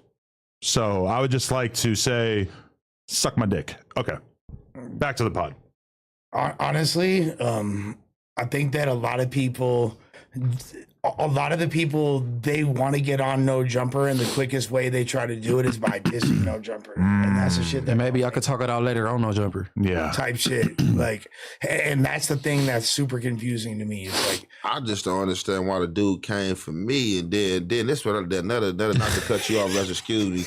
No, you're where good. the fuck all these people just be getting this, like, because I be hearing all these fucking weirdos. Whoever been following Young Ed Hefe, go back, if it's still up, go back to my fucking earliest, most video. Where the fuck do you people get off to saying that I came on the fucking internet preaching peace? I didn't come on no fucking internet preaching peace. The fuck is y'all talking about, man? Y'all got me fucked all the way up, bro. No. Like, on God, I don't know where y'all get that shit from. When that shit was in the air, because I am, you know what I'm saying, a strong supporter of my community, bro. You know what I'm saying? And you know, and I was backing one of my comrades and something that was spoke that was mutual between two sides and a certain few members. But, bro, y'all that be talking about that I came on the internet preaching peace and now I'm doing other content, bro. Y'all ain't been watching me, man, and shut the fuck up. But also, but hold on, doing content after you had already been out the feds and all that? Man, like, I just started doing content last year, like late July, bro. It's coming up on a year, bro, like late July. And my first content, that shit had nothing to do with peace. My shit had something to do with Brick Baby speaking my name, you know what I'm saying, and speaking the wrong shit, you feel me? Like, I wasn't even interested in podcasting. Like, I originally started this shit like on some rap shit for like my rap page, but I just ended up started doing the content. But everybody, oh yeah, you was doing peace at first, now you doing all this crazy content. I'm like, what the fuck is y'all talking about, bro? Can we watch this clip of Wack allegedly exposing his police badge? I saw that. Is that real? I haven't seen this yet, but let's see this. Who they told that? Because his statement.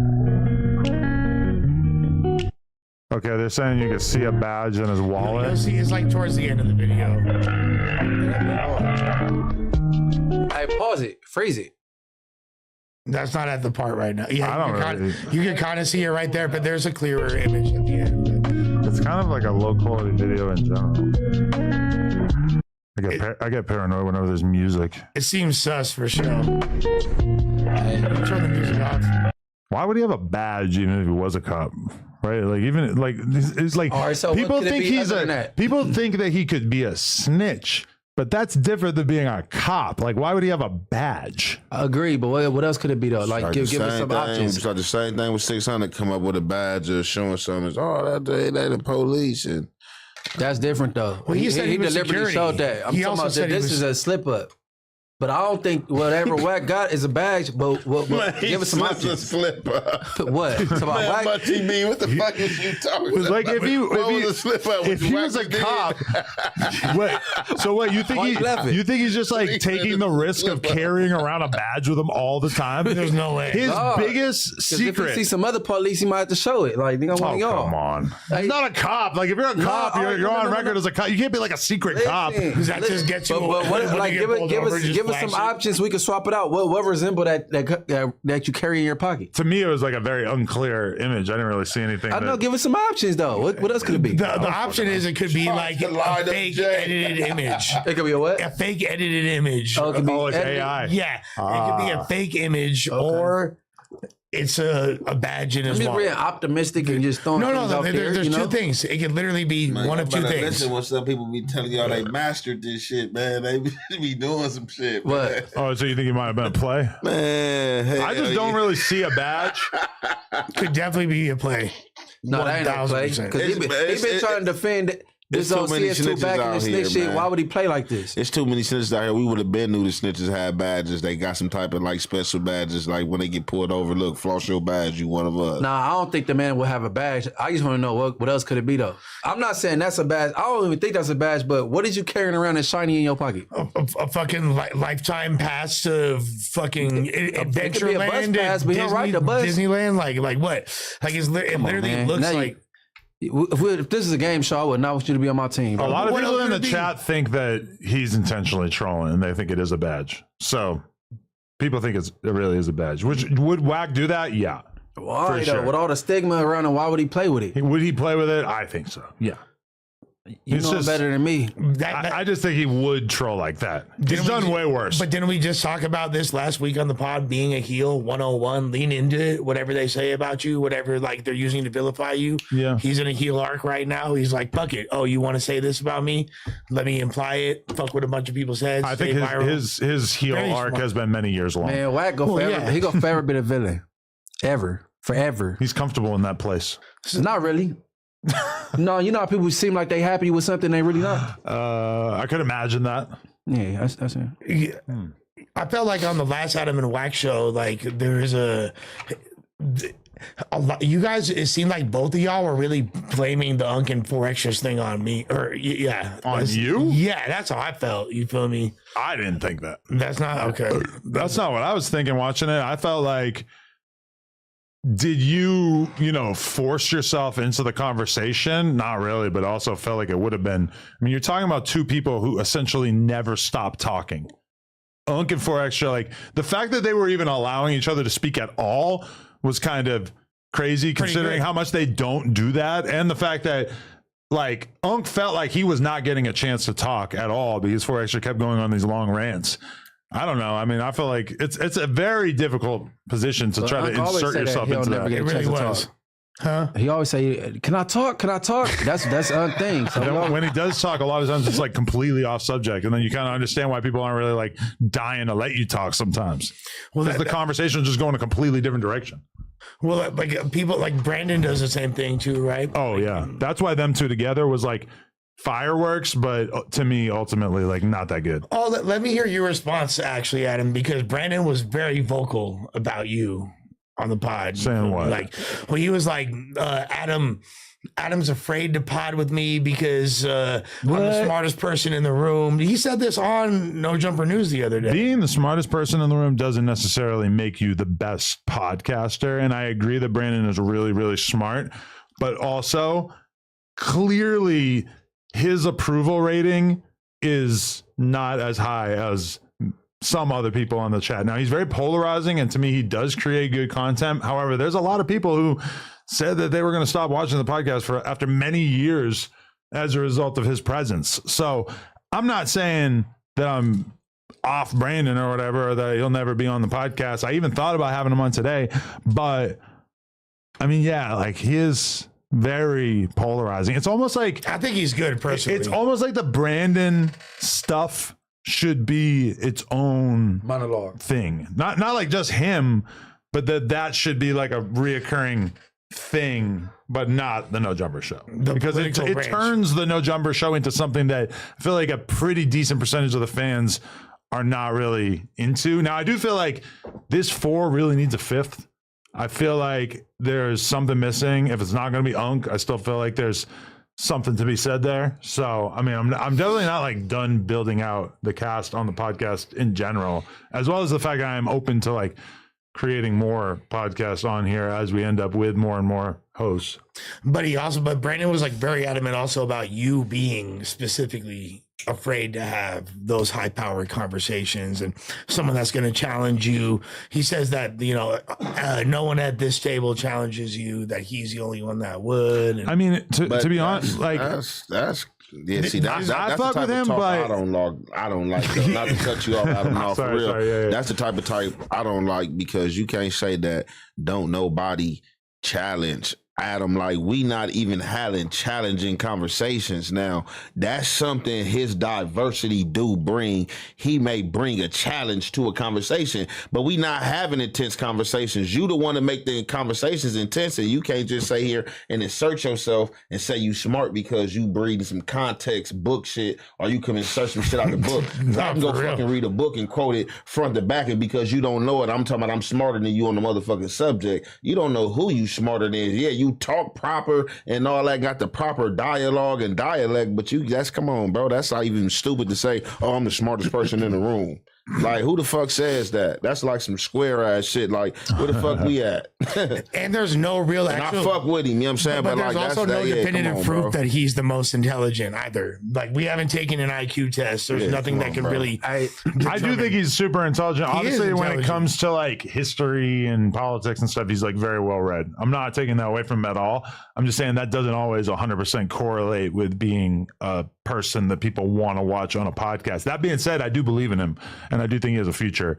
I just feel like this show is a weird fit for him, and I feel like a large percentage of the fans would probably agree with that. Yeah, we all can bogart a conversation. It's just like, you insert yourself, you very opinionated to where like other people might be more laid back, but like, challenging, like shit, what's been a challenge? Shit. Hey, Brandon, my question to you is, why would somebody don't agree with your stance, they dumb? No, you're just dumb. No, for real. Like, I know some ain't smarter than others, but I'm like, damn, you're just dumb. And then if it's something I feel need to be challenged, I'm gonna challenge it. Yeah, for sure. Yeah. Oh God. Do you also feel like how much of it is the fact that Brandon tends to make everything about race and history as well? I feel like that's like a big thing that I see complaints from, is people just saying that he makes everything about race and they're sick of it. Well, those are his favorite things to discuss. Like, he's in that sphere of YouTube. So it's like, and I get that race is very salient, very relevant in many conversations. For sure. I just feel like I read a preponderance of comments saying that he over discusses that stuff. Really, I see people say that about Viral Way in general too. Hey, I like Viral. I like Viral for real, because I like the thing with the I already know what this guy's gonna say. A couple of their recent. The reason why I'm like guessing is because I haven't seen a couple of their recent appearances because I was on the road. So I just because when I give my opinion, I'm gonna give my honest opinion. And if I dislike the person and if their music good, it's good. You know what I'm saying? So when I don't even know what led up to that clip when y'all was talking about the podcasters, the Snitching thing, mm-hmm. whatever. Like he was making good points. You know what I'm saying? And he wasn't wrong. And then, I guess he had said before the reason why that happened. I guess he had made a comment beforehand, so he wanted to have that same energy in person. No. I don't even want to touch on it because it's automatically like I'm biased when it comes to that. But then with the Wack thing, he was challenging Wack and made Wack explain himself. You know what I'm saying about his gang, even though he didn't want to hear the old trucker shit over again. But he was like, I went 16. I have a mindset as a game banger. At 19, it was dumb. Like, damn. That was easy. So, but then Viral said, man, well, you can't be on a podcast saying Pyru all day. I said, oh, this shit crazy. No. Oh, you're talking about me now? I forgot. No. Oh, but a lot of people were like kind of Wowed by Whack. Yeah, but like a lot of people were saying that I was like pulling his card on that. I didn't think it was that bad. I didn't think it was anything out of the ordinary in terms of how we always talk. You kind of hold him. He said, look, he was like, you can't be saying you was a gangbanger for some shit 30 years ago. You're not. It was like, listen, my point is not that like you can't talk about it. My point was just like, it's Al Bundy shit. You know, you did like 5 years or whatever it was, and it's been like 30. It's been like 30 years. No, okay, but to me, it's like you bring it up a lot. But isn't that equivalent to being like I was in Desert Storm back in the day? You feel me? Like we invaded Iraq. I was there. Homies got chips. We smoked this fool. You gonna hold on to that 30, 40 years? My homies that were in Afghanistan. He holding on to 3 years or 4 or 5 years, but bro. Let that shit go. That should be like a short ass burst, really though. Like, but don't you feel like if a dude brings up his war stories, like literal war, like being in Afghanistan over and over, he just comes off like a fucking jarhead weirdo? Yeah. Like we would all look at that dude like, damn, that dude's mad annoying to be around. He just fucking talks about being in Desert Storm all the time. No, I got a homie that if you do coke with him all night, like by 5 a.m, he starts busting out war footage. I'm like, nah, G. I swear. Footage? Yes, dog. I didn't even go lie to you. Shouts to the homie, bro. That's like we used to have a dude that we worked with who at the store who would just like be showing us his football highlights all the time. And he was probably like 27 or some shit, and he's just showing us these clips of being 17 war all the footage time. Is tighter than football highlights. Yo, it's like just one time I scored a touchdown. And it's like, bro, like nobody gives a fuck at all. Yeah, you fucking suck, dude. And it's like, it's funny because it's high school too. It's like so not that prestigious. Yeah, you're like still in like college is way more lit. Well, it's hard to make D1 or like play college ball. Like it's actually pretty hard to play high school ball in LA, but still, bro, shit. I wish I could do another hour, but I have to dip. That's right. I'm sorry. I got to go home. I just got back from Toronto. Yeah, I appreciate you guys. Are you guys gonna hit any more topics or? I mean, I'm down. It's on y'all. Man, I'm good, man. Shout out Viral though, man. Put the camera on, let's do the super chats and be about this. Oh yeah, good idea. Good idea. You dig? Shouts to all the members and all the supporters. Okay. This buzz for you, player. I know we didn't read the things last time, and we are deeply apologetic for that. Here you go. Lush, you're gonna have to use that mouse. Okay, that's right. All right. Stay up, man. Appreciate you. I feel like my Brandon voice is similar to the South Park Michael Jackson. That's ignorant. Not that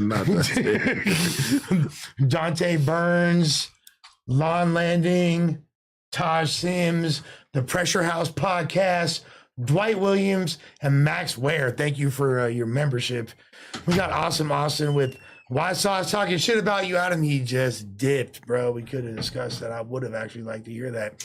Lush CSI Miami looking out. Thank you, Zay. Stay tuned. You are not lying. The Rogue Index. Yo, Lush, down 2 buzzballs right now. Stop being a little girl. I got you. You know what, fool? For the culture, I'm going to down this remaining buzzball real quick. Thank you for the super chat. God damn.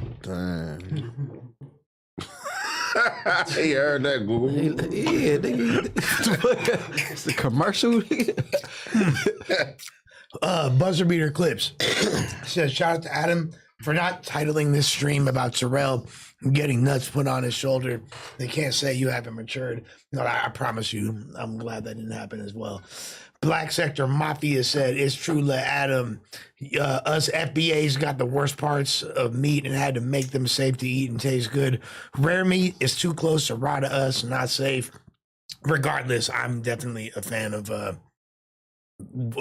steak that's cooked properly, and I'm sorry, like that's where, as much as I'm like a part of Black culture, that's where I gotta draw the line, guys. You guys with your well done steaks. Remigio Martinez. Wax showed his badge and his wallet live on SBGB TV. Damn. $5 for AI069. If the shot don't call it GD's brick or glazed donut, BD's B-boy. I skipped that. They just dissing somebody good, bro. Oh, okay. Yeah. My bad, bro. I don't know. Yeah. That's stupid. Stoic. How do you feel about Wack accidentally flashing an alleged badge while talking to Snoopy Badass? Bid on Lush op Rip Trapper page for reference. That's your op player. Stoic with Pie said, did y'all get a parental permission slip for Lil Brazy? Did y'all see Z-Rail get his manhood took by Rich Trapper? It didn't look as crazy as people making it out to be. It was kind of weird though, I ain't gonna lie. But Black Sector Mafia also said, bring Unk back, add to his pay. Whatever you pay, Bucci Bear and Compa kick them off. We would rather have Unk than them. That's funny because we was talking about how this could potentially be just a money play for Unk to negotiate more That's money. what I've been saying. Remember? Yeah, I think that's a good narrative right there. Trying to hold out. I think you're right spot on there, Munchie B. So Kay Blowen said, hey, Adam, you see the news last week? Brandon was saying you secretly hate him because you got on the Tuesday show. What an idiot, because you're not on the Tuesday show. What an idiot. We just talked about that. Hey, so how was it? Was it broken down to Brandon? Like he got booted off the Tuesday show? No. So why you saying that? Because he hasn't been on since. Okay. And I think he was surprised because the numbers were really good. So he's like, how come I'm not on there? The people like it. It's doing good. He feel like he's being discriminated against. And the thing is, like, Brandon is actually really good. I ain't gonna lie. Yeah, I rock her Brandon. But I think this is the same energy I've seen from a lot of people. I saw it from Sharp in the past.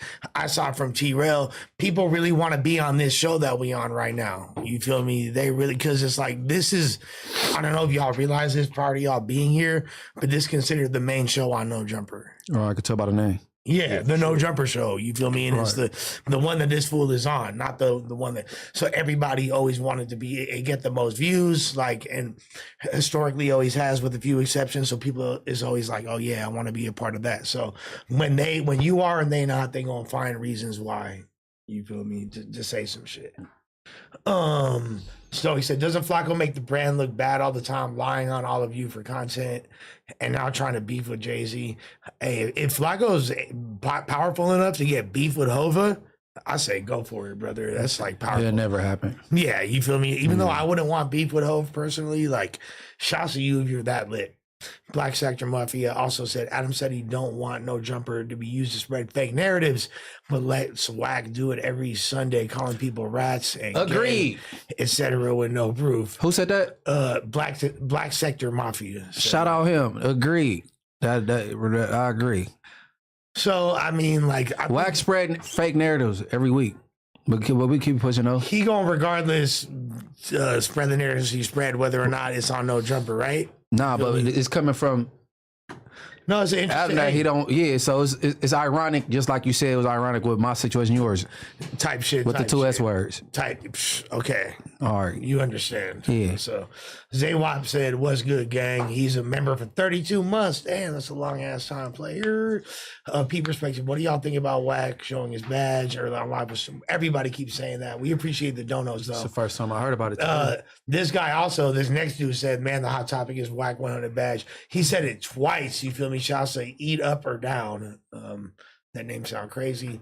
So he said, let's do the drug test right now. If you fail, you got to pile with 4 extra. Why would I be afraid? Like, I'm not afraid to pile with 4 extra or anybody. I've never had if y'all see, I'm the guy that goes everywhere and be outside and chops it up with everybody, bro. Like, I'm clearly not a scary Larry.